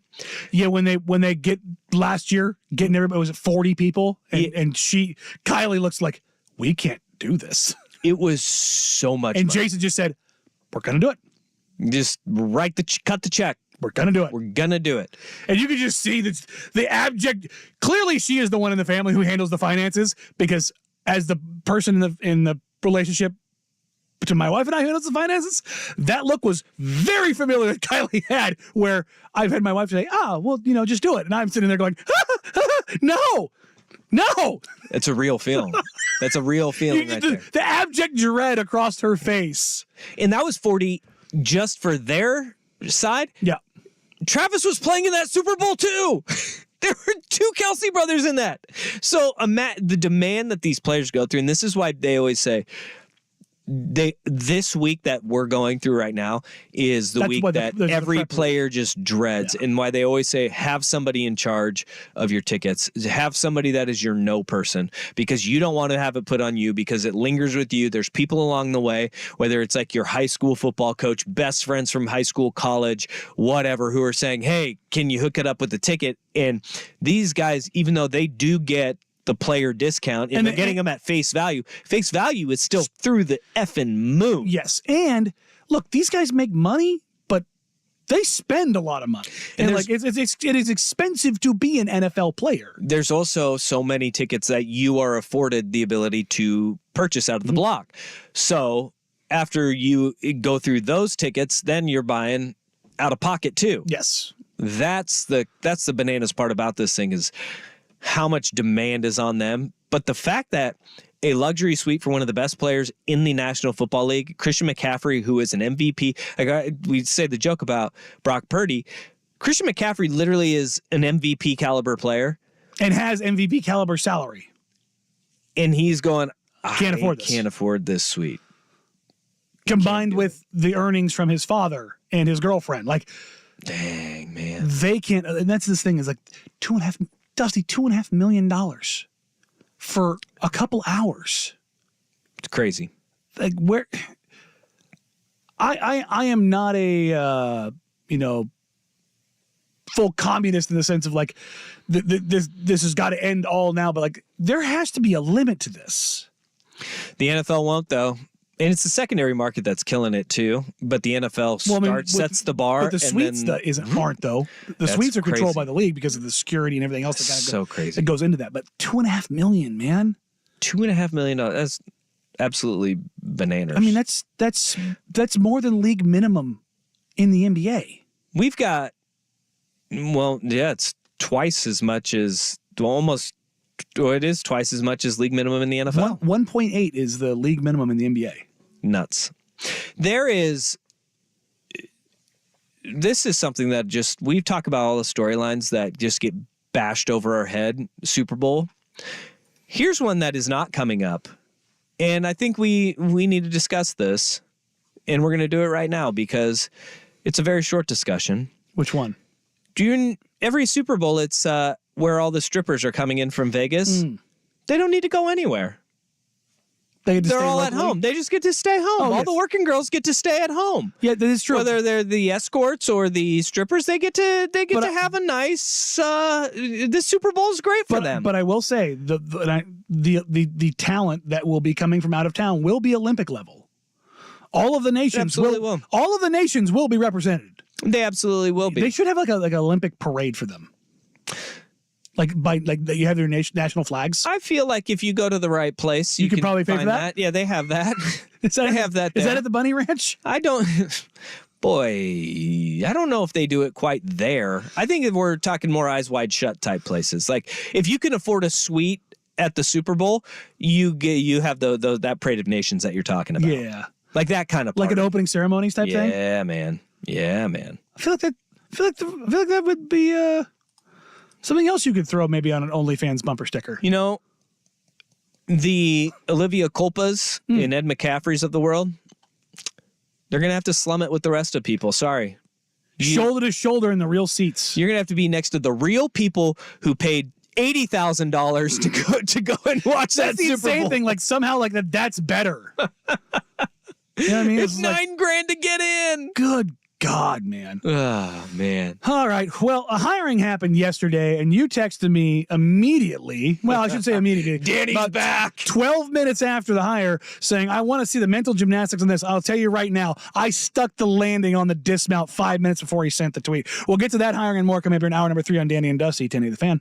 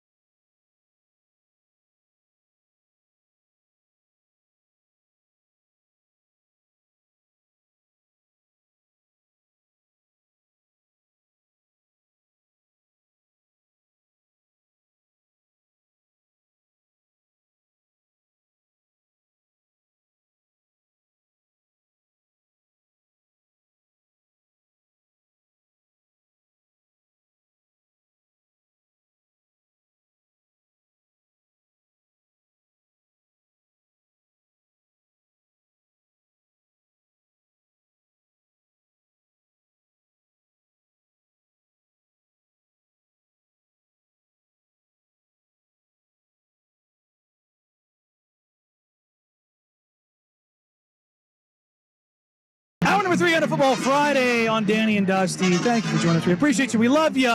It's a wonderful day out there. It's shorts weather, ladies and gentlemen. Nope. Shorts weather. You got your absolute rear end kicked in that pool. Yeah, it's colder today. I checked at the beginning of the show, and it said 53 here. Yeah, Ooh. I'm digging my heels in, though. I still say it's 65 degrees. 54 right now. 65 is short. Still cooler than yesterday. Still cooler than yesterday. We will trend towards next week. The highs, we are not back above 50 until next Saturday. We are in the 30s. You will not see me wearing shorts in that weather. Psychos. Well, Psychos right now, like already. Just feels good in here. What do we got from the room temperature right now? well, indoors is different than Well, outdoors.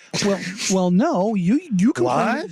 You complain about the temperature in here regularly. Do you know how cold the thermostat is right now in here? It feels cold. It's at 66. Yeah, it's cold in I here. did not. That's chilly. To be clear, I did not touch it because he does accuse me when it goes very cold of it being me. Well, yes, I do. Just because I turned the lights off and set it to 60. That's because you come in every morning when you come in, you gripe about how hot it is in there from the Because morning it's guys. 75. Yeah. Now Back me that up is on too this. hot. 75 is too hot. Yeah. 70 is room temperature. You can hang at 70. It's a little cold today. I don't like 70. I keep 68 at home. Okay. That's usually about what I aim for anyway.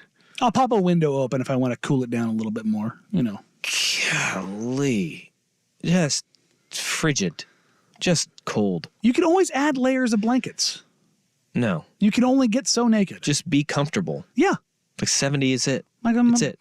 Cold No, blooded. 70. If the thermostat is set at 70 in my house, that's when I start sweating. Yeah, you start doing this, right? Do a Your little, room is way hotter than ours is at all times. You realize that, right? I mean, what does it say right now? I think it says 68 or 69 over there. nice. See? Right around there. It's a good, comfortable place to be, which I don't know if that's the place that I'm at right now, as is not official, but sources do believe that the Las Vegas Raiders, America's team, are going to hire Cliff Kingsbury to be their new offensive coordinator. I don't hate it. I don't hate it at all. I think that Cliff Kingsbury is a very bright offensive mind. No doubt about that. I think that Cliff Kingsbury, in his propensity to throw the football. Here's the thing that Cliff Kingsbury gets caught up in. And this is the thing with the air raid, too. And Mike Leach said this to his death, is that if the numbers say we'll run the ball, we'll run the ball. Right?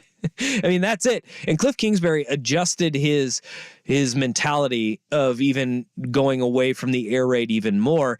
And everything that we see now is more of a hybrid air raid, whether it's Lincoln Riley, whether it was what Bob Stoops had at Oklahoma prior to Lincoln Riley as well. They get lumped into the air raid, but they will run the damn ball very effectively. Just look at the list of running backs that came out of Oklahoma when they were running an offshoot of the air raid offense. If the numbers dictate that you run the ball, you run the ball. Take what the defense gives you. And that's what any coordinator who comes up with I am not set in what I do. I am set in what the defense gives me, and my offense is pliable enough to be able to bend to what any defense gives us, and we have an answer to it. I think that you have a chance to be successful in that. Problem with the Raiders is I don't like the hire of Cliff Kingsbury because they don't have a quarterback. Yeah, their Aiden offensive O'Connell line is a not- joke. Hey, Colton Miller's good. Their offensive line is a joke. You need to have a good quarterback in place, and you need to have a damn fine offensive line if you're going to be effective with the system that Cliff Kingsbury runs. And there are currently very smart people in the NFL, Ted Nguyen of The Athletic, Bill Barnwell of ESPN, who are trying to draw their own conclusions about this Kingsbury hire, because where did Cliff just come from? USC. Who is entering the NFL draft? Caleb Williams. And whether or not the Raiders are willing to push. There's the mental gymnastics that we were looking for. Damn right, baby. How am I going to stick this landing? Yeah. I can justify this hire and what they do going forward if they actually swing and go get a We're quarterback. going to move up 13 spots in the draft. Danny's over there playing Name That Tune with a draft. I can justify this in 7 moves. Oh, good luck. And the only reason I'm doing this is because Bill Barnwell did it for me yesterday. Okay, what are they going to have to give up? The way that they have said this is that the Raiders would have to give up their number one pick this year to swap that pick, plus a first-round pick in 2025 and a first-round pick in 2026. So 2 additional firsts, swapping 1, a second, and a third. Yeah, because the roster's so close outside of quarterback. Right? And no players. You're saying no players, just first-round picks. Yes. Okay. So basically, enough draft capital to go from 13 to 1. And look, I think the Bears would be violently stupid to keep Justin Fields, but I also think they would be very dumb to trade back that far. That far it's malfeasance on the Bears' part. Yeah. To go drop down to 13, I think, especially when you're going to have suitors at 3 or 4 you might or have 5. You might have them at 2. I mean, think about it. Like you have Washington, New England. I think that the Tennessee Titans at 7. Good. The Atlanta Falcons surely at 8. That's the cutoff for me is 8. And then you go down to 11. But if we're talking about the Raiders, you go down to 11, or 12, where the Minnesota Vikings and the Denver Broncos are in order. There are so many teams that will be like, Chicago will be like, hey, Vegas just called. This is what they're offering. Yeah. And there's your teams that are like, all the way up the line. But there, I love that. Yeah. The other side of this is that they threw out is that the Raiders would be trading for Justin Fields, which just splatter my brains all over the walls. If you've listened to me at all through any of this radio show, through all of the NFL season, there's not a quarterback that I would want less on the Raiders than Justin Fields. I think I'm firmly there now. I don't think there's a quarterback, an active starting quarterback in the NFL that I would want less on the Raiders than Justin Fields. Why? He's better than Aiden O'Connell. He is, but I don't want to give up anything for him. If it's like a throwaway fourth. That's as high as I would go. Yeah, I think you'd have to give up more. Yeah, and that's the thing is like I don't see that. So the Raiders have so many like the Mayock Gruden era was bad because they tried to be the smartest guys in the room. They overdrafted and tried to extend, whether it was Leatherwood, whether it was Flairell. You just kind of go down the list of the Abrams. The guys that they missed on were egregious, particularly in the first and second rounds. They have so much work to do. I think I would have rather seen the Raiders and Pierce here. I don't mind the Kingsbury hire, but I do wonder which way they should have gone with the coordinators here, maybe having somebody a bit more veteran. But I guess the flip side is Kingsbury has been a head coach, and he was successful-ish. Their offense wasn't the issue there. No. Pierce did get the defense playing better down the stretch. I think what you're seeing with Antonio Pierce is his connection with the players, it was strong enough to where Max Crosby said, you're going to have to trade my ass if you don't hire him. He connected with that roster and he connected with those players. Remember with Cliff Kingsbury in Arizona, he was connecting to the players where he would have during meetings a break because he was like, hey, these guys phones are attached to them. So we're not going to go through 3-hour meetings and just say, you will sit here and you will like it because I'm not going to hold their attention span that long. He has this players coach mentality, sure. Right? And he doesn't have to be the guy who is in charge of the entire roster. All he has to do is lead that offense. The offense has got some pieces that are in place that are really, you still have Devontae Adams, you still have Josh Jacobs. Mm-hmm. Now you have to use Devontae Adams properly and Josh Jacobs at all. That would be for the first 4 games of the season, handing that guy the ball might be a good idea. That would be a start of where you go, but it wholly hinges on the quarterback position, and they desperately need an upgrade there. And if they don't go get Williams, do they just hang on to Jimmy G? No. Jimmy Garoppolo is still a member of the Las Vegas Raiders, by the way. The other part of this is there's a Heisman winning quarterback in this draft that Antonio Pierce has a relationship with. And Jaden Daniels. At Arizona State. I mean, and people think that he's going off the board at 3 to New England in some mocks. I don't see that, but is that where you're going to go at 13? I have no idea what this team does. There are big problems there. I don't think Cliff Kingsbury is the hire as the OC. It's a funny joke, but I don't think it's that bad of a hire. They were also kicking the tires on Chip Kelly, apparently. Ian Rappaport had that almost immediately. Like, Chip Kelly was a guy who interviewed for that job as well. When you look at the list of guys that the Raiders had on their list, whether it was Getsy, whether it was Van Pelt, there's one other name besides Chip Kelly in there. Among that group, I think Kingsbury's the right guy. This is the interesting part about where offense in the NFL is going. Everybody was criticizing these head coaching vacancies being filled by defensive coaches. Mm-hmm. I think that what we are seeing is we have seen so many years in a row where the sharp, bright, young offensive minds have been plucked that we don't have these think tanks of coaching staffs anymore. Where that's remember, we see that graphic all the time of look at how many great minds were in Washington at one time. Yeah. Well, all of these think tanks that have grown across the league, they've been plucked and pillaged to where they've been spread out so much that it's going to take a couple of years before those young minds start coming up and through the coaching ranks again, because it wasn't made overnight. Everybody's like, look at what Washington had back in 2011. Well, there's a reason why Washington wasn't that great in 2011. It's because those guys weren't ready, and they weren't the people that they are now. Yeah. And so we need that time for these offensive minds to grow back into. We will have these think tanks. It's like those Eagles rosters with Andy Reid. You go look at the players and the young coaches that were on that roster that are now the best coaches and position coaches around the league. You go, oh. Will it come from Mike McDaniel in Miami? Will it come from Kevin O'Connell in Minnesota, or McVay Kyle Shanahan again, or McVay? Who knows where the next breeding ground is, but we will see it. But it is not a surprise to me that the offensive, wunderkind is now in a 1-year gap, or it'll be a 2-year gap.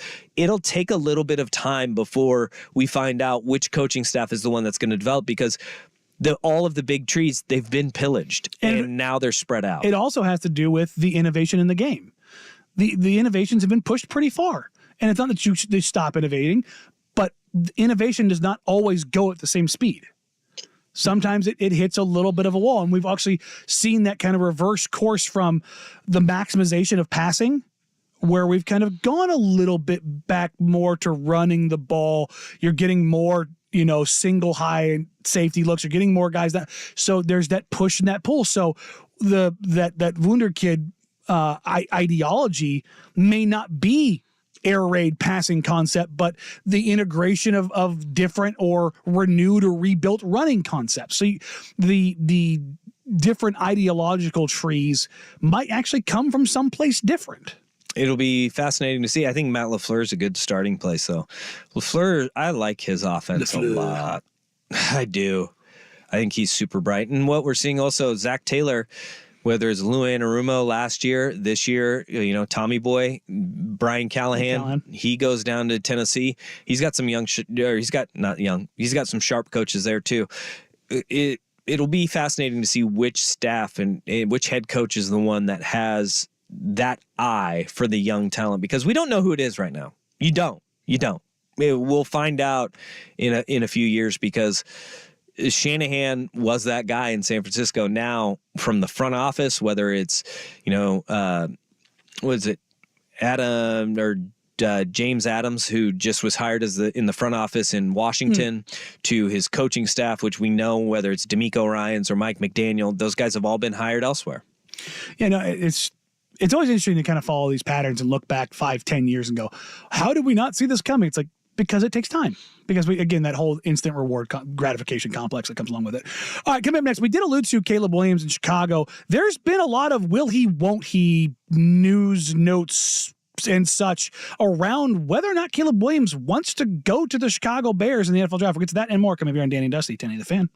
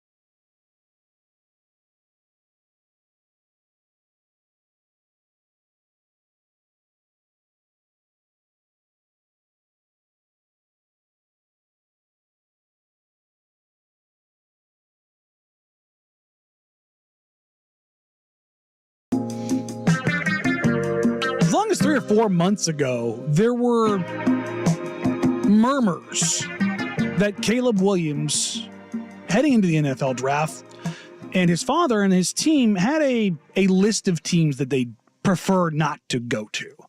And I had heard behind the scenes that the two that kept popping up were Chicago and Arizona. And we talked about this, I'm going to say 4 or 5 months ago. Yeah.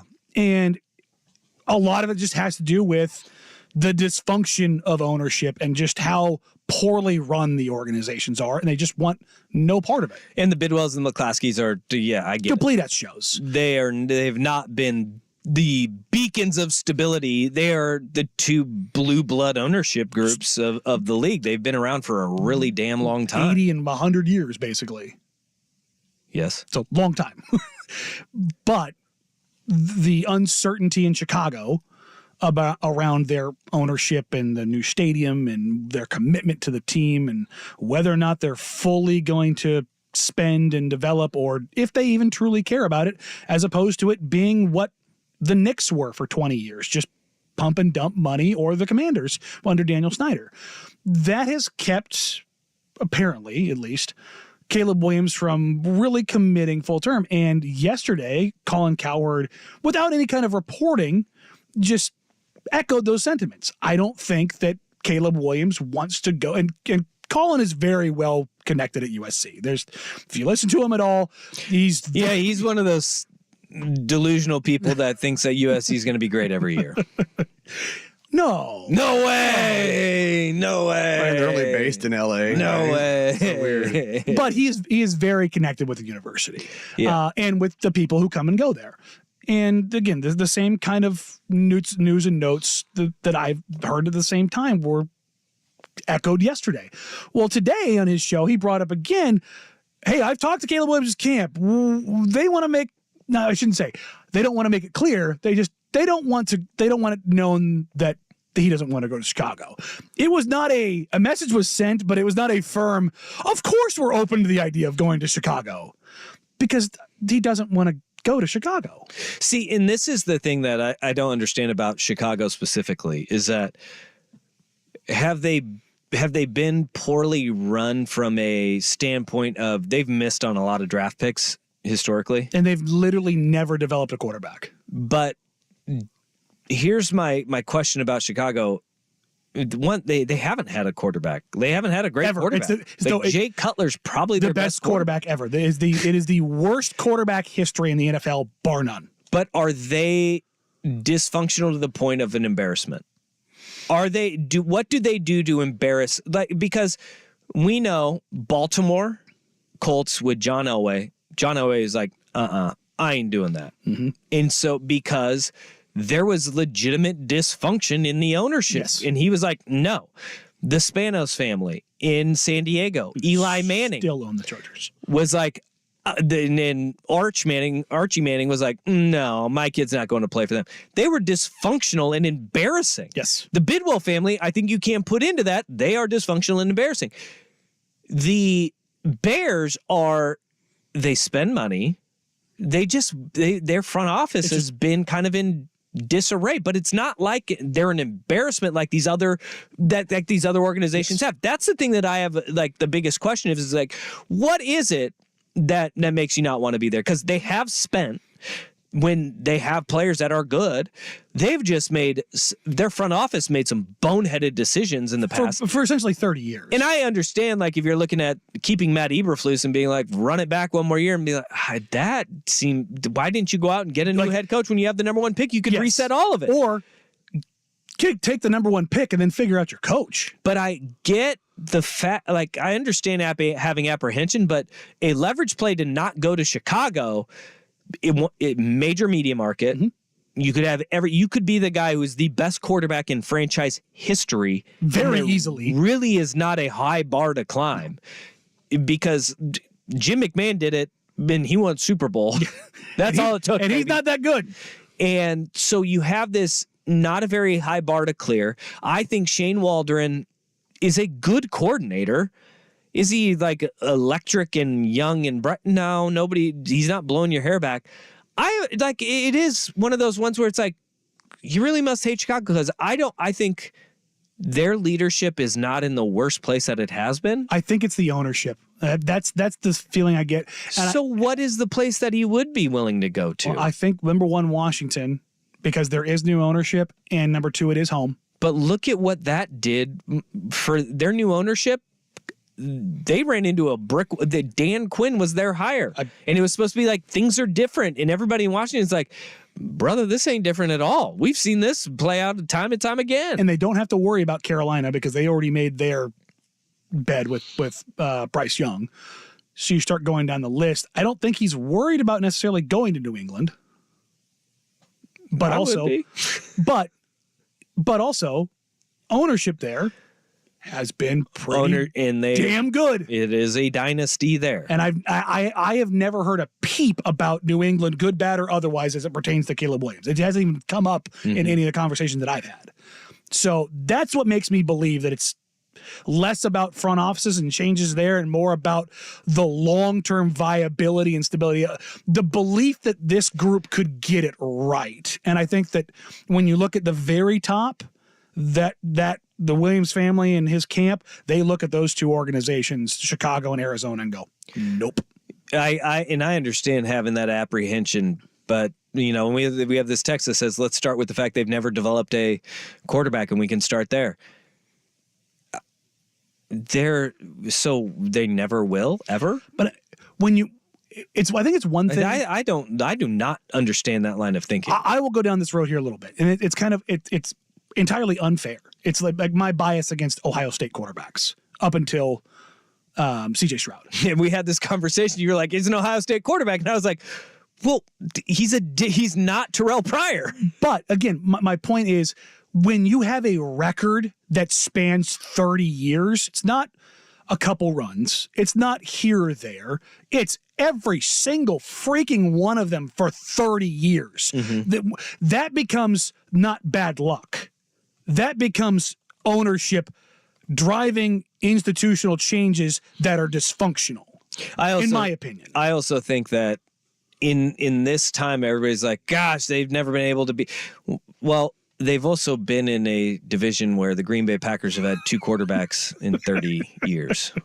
They're about to have 3 for 45. Have absolutely run that division. And so I look at it and say, okay, like if we take a step back, and Caleb Williams is fantastic, but his brand curation and his everything it's already becoming a little too tight. It is. It's crazy. It is.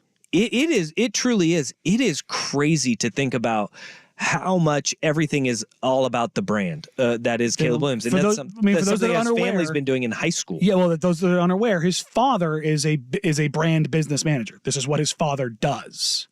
And so he has built this package around him in knowing which way this was going to go. Yeah. That scares me a little bit. That would be a little bit scary. It is a little bit scary to think about. But he's really damn talented, and this makes for some very serious intrigue as we head to the NFL draft because of the Bears in a position that Williams' camp might have, and whether or not the Bears. I think the Bears keeping Fields or drafting Williams has less to do with what that front office wants to do, and more to do with what Williams does or doesn't want to do. And here's my thing: the draft development of a quarterback. The people who drafted Mitch Trubisky are not there. they're no longer there anymore. Okay, so you say they haven't been able to draft a quarterback. They haven't had a quarterback like Caleb Williams. Well, I think they would argue Justin Fields. No, they have not had a quarterback like Caleb Williams. And that's where you go. Their front office has missed on guys before, like Mitch Trubisky, like Justin Fields, or you can go back to even like Cade McNown, right? And like they haven't gotten those guys. Caleb, you're supposed to be different than all those. And I guys. think that's the pushback of like, if you're the greatness that of Caleb Williams projects to be, he should be able to overcome that. Yeah, I'm looking back at their draft picks, man. Oh, buddy, it's bad. Rex Grossman wasn't a reach. He led him to a Super Bowl. They drafted him 22nd overall. Mitch Trubisky, 2nd overall. That one's Justin Fields, 11th overall, which that's not that big of a reach at 11. Harbaugh was the 26th pick. Like, they haven't spent a lot of, especially recently, a lot of high picks. Their high picks are on quarterbacks. No. I mean, like probably the best quarterback that they had is Sid Luckman and Bobby Lane. They drafted those guys number 1 overall picks. That's pretty good, huh? In the last 20 years, what are the highest picks they've had? What draft position? Were they yes. Essentially, where did they take? Okay. Or when did they take non-quarterback players the highest? Well, because I think Darnell Wright, which that was a whiff. Yeesh. Offensive line. Their offensive line's really bad. If I'm Caleb Williams, I think you do have some legitimate cause for concern over their offensive line and how just bad it is. But look, this is the problem. If he wants to go to a team that's good, you're not going to be drafted high. No. Which is why you go to the Raiders at 13. No, he said good. Yes, Jeff. Good. Roquan Smith. They haven't had a lot of first-round picks lately. Roquan Smith. What team does he play for now? The Baltimore Ravens. Okay. Mitch Trubisky. Golly. Justin Fields. Their first-round picks are not great, Bob, because they haven't had a whole lot of them. Why didn't they had first-round picks? Are they trading them away? Yes. Which is, again, ownership. But Ryan Poles now running the show. So all right. maybe. Well, it is Friday afternoon, and it is 2:30, which means we have they suck at drafting. They do. They're really bad at it, which is why Caleb Williams is like, I don't want to be lumped in with that. If I'm going to suck, I'm going to go suck somewhere else. Coming up next, it is the world's greatest game show, Jeff Russ, or we'll be back with that and more. First, here's the Big Kahuna himself at the Sports Center Update. You ever had a Big Kahuna Burger? This is a Football Friday edition of Danny and Dusty. Brought to you by the Odyssey app. Now, from the Spirit Mountain Casino Sports Desk, a Sports Center update on 1080 The Fan. First on The Fan, the Trailblazers looking for a second 3-game win streak on the season. They're in Denver for a 2-game set with the Nuggets tonight and Sunday. Blazers are 12.5-point underdogs at the Spirit Mountain Casino Sportsbook. 6 o'clock tip on Root Sports. For Denver, Jamal Murray is probable. Nikola Jokic is questionable. ESPN reporting Lakers forward Jared Vanderbilt is expected to miss several weeks with a right foot injury. Over in the NFL, Adam Schefter reporting the Saints working to hire 49ers passing game coordinator Clint Kubiak as their offensive coordinator. Round 2 of the AT&T Pebble Beach Pro-Am at Pebble Beach and Spyglass Hill. A two-way lead at the top of the leaderboard, or a two-way tie, excuse me. Thomas Dietrich and Ludwig Aberg both at 11 under par. Patrick Cantlay 1 stroke back at 10 under. 2 strokes off the pace are Justin Thomas, Emiliano Grillo, and Scotty Scheffler. More sports scores and stories in 30 minutes. I'm Jeff Russ, the Spirit Mountain Casino Sports Desk. Spirit Mountain Casino has all the postseason pro football action on the big screens with big-time sports betting action. Visit spiritmountain.com. Go deeper on the Trailblazers. The Rose Garden Report with host Sean Hyken. Download the Rose Garden Report on the free Odyssey app or wherever you get your podcasts.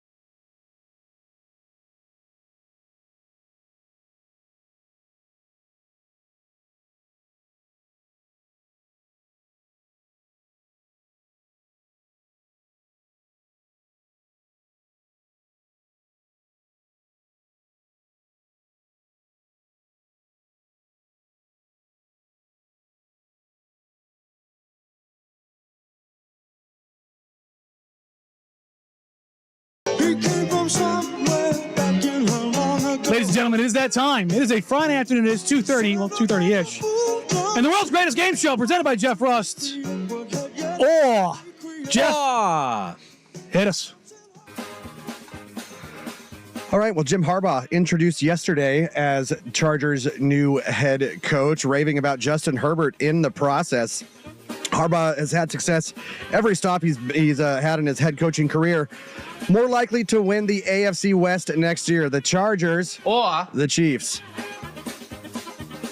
I'm going to go against it and say because it's Super Bowl participants, their rosters get plucked. It gets harder and harder every year. Kelsey considers retirement. Harbaugh gets the most out of his guys, and it's going to be a surprise team. There's always a surprise team. I'm going to go. This is dumb. I'm going to take the Chargers. That means it's your turn. Chiefs.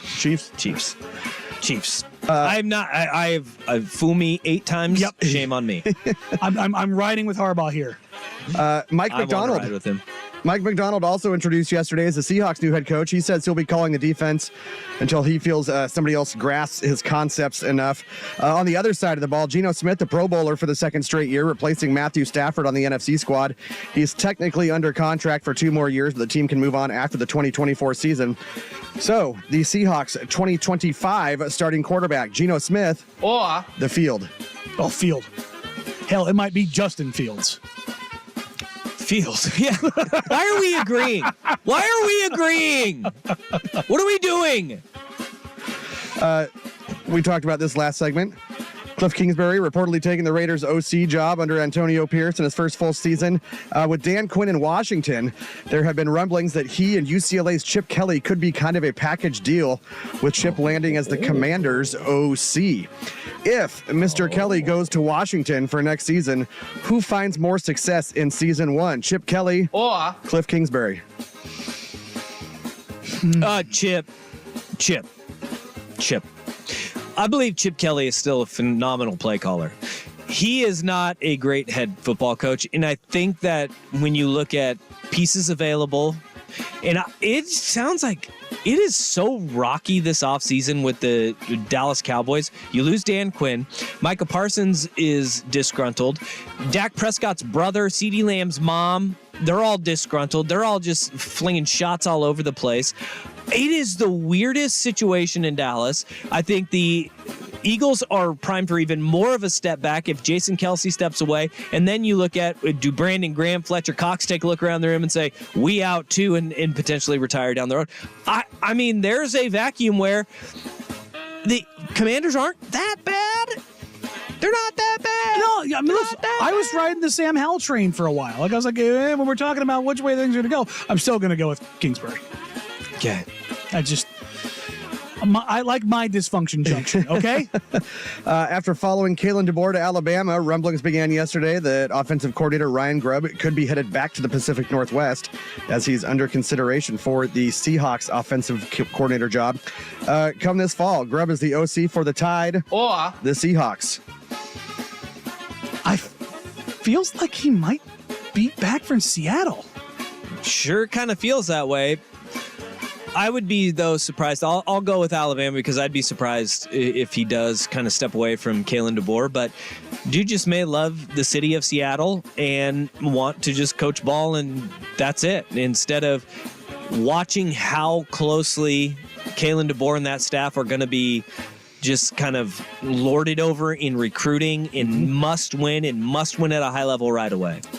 Yeah, I'm going to go Seattle. I think he gets down to Tuscaloosa and takes a look around and goes, nah, I'm good. Let's go back to Seattle.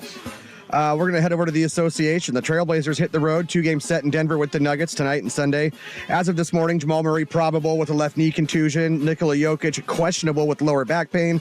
Blazers have won 2 straight. And are playing better, but they hold the league's 5th worst record. The Nuggets fell to the Thunder in OKC on Wednesday, but they are 4th in the West. What's the more likely outcome from this 2-game set? The Blazers split or get swept? Swept. The more likely is swept. I think they win on Sunday. Sunday, yeah, because I get the day off. I think they win on Sunday. These 2-game series that have happened for the last couple of years, the home team is, I believe they win both less than 25% of the time. These almost always end in a split. Remember when the Blazers were beat to hell going into Phoenix and managed to get one last year, and then they got beat by 40, I think, in game 2. I can see that. It's just like I could very easily, in the way they've been playing lately, on aggregate, and the healthier they've been more competitive. I think they get one. I hope they do. They have been playing really good basketball. They're not that for bad. For them. They're not that bad.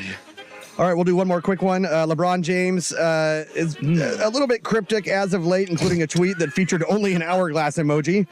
This has raised questions about his future in LA with the trade deadline approaching, although Agent Rich Paul has poo-pooed any talk of a trade request. After the trade deadline, LeBron James is a Laker. Or No.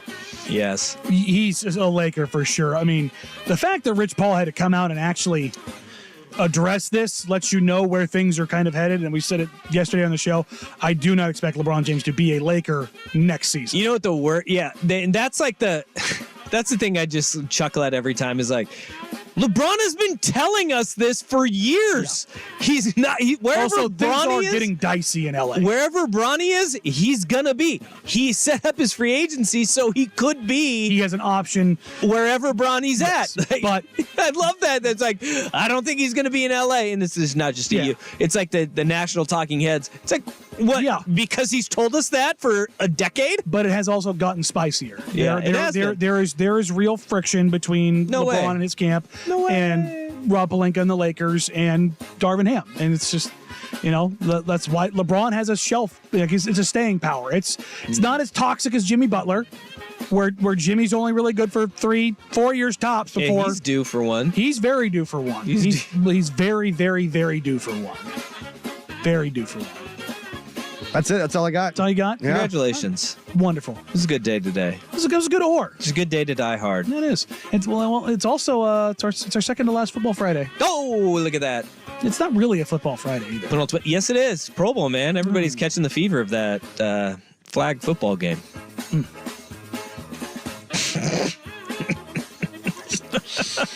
What network's carrying that? ABC. UPN? ESPN. Yeah. Is UPN still around even like over the air? No, I don't think. Well, probably. They bury a lot of channels where there's channels like that in between I have the static. I don't know where those things are, but they're there, man. They're running like reruns of Coach, and that's a good place to be. Yeah, reruns of Coach is a good thing to land on. I love this show. I love it so much. So good. All right, speaking of so good, we'll come back with some more so good radio and wrap up today's show here in Danny and Dusty. 1080 The Fan.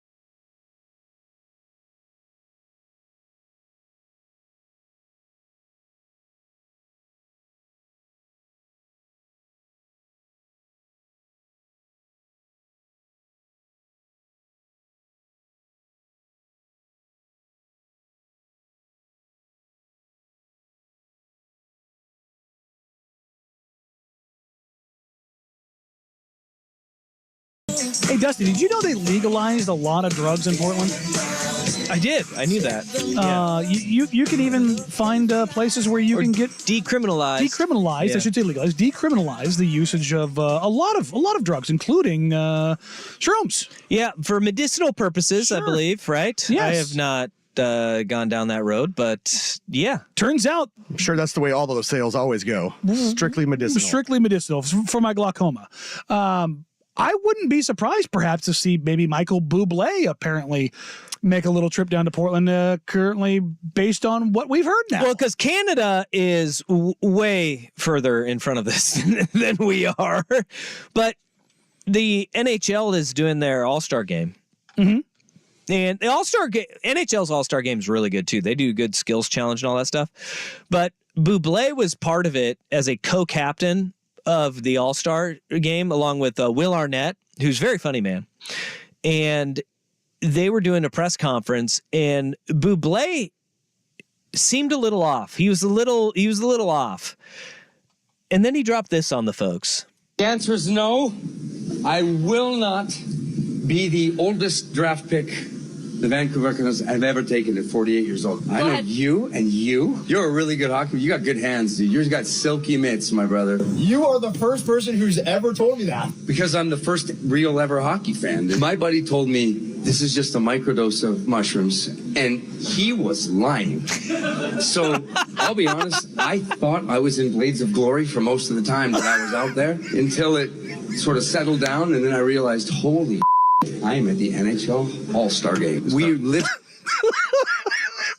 Michael Bublé was out on the ice tripping balls. Just see him skating around going, stroke man, stroke man. Oh my gosh. I could just imagine, like, it gets the people going. Bublé out there just being like, Blades of Glory, this is awesome. You got some silky mitts, bro. Oh, that is so good. I want to shout out Mike Golick Jr., who said tripping balls and taking mushrooms with Michael Bublé as the V Foundation package I didn't know I needed. Absolutely. The bidding on that would be obscene. And next Christmas season is going to hit a little differently when I hear "Have Yourself," Bublé singing. It's going to be, whoa, buddy! I know he likes to party with tuas. Bublé just went up in my power rankings. Look, man. God bless him. My buddy told me this is a light microdose, and he was lying. I love that. And can you imagine Bublé just waking up today being like, oh, dear Lord.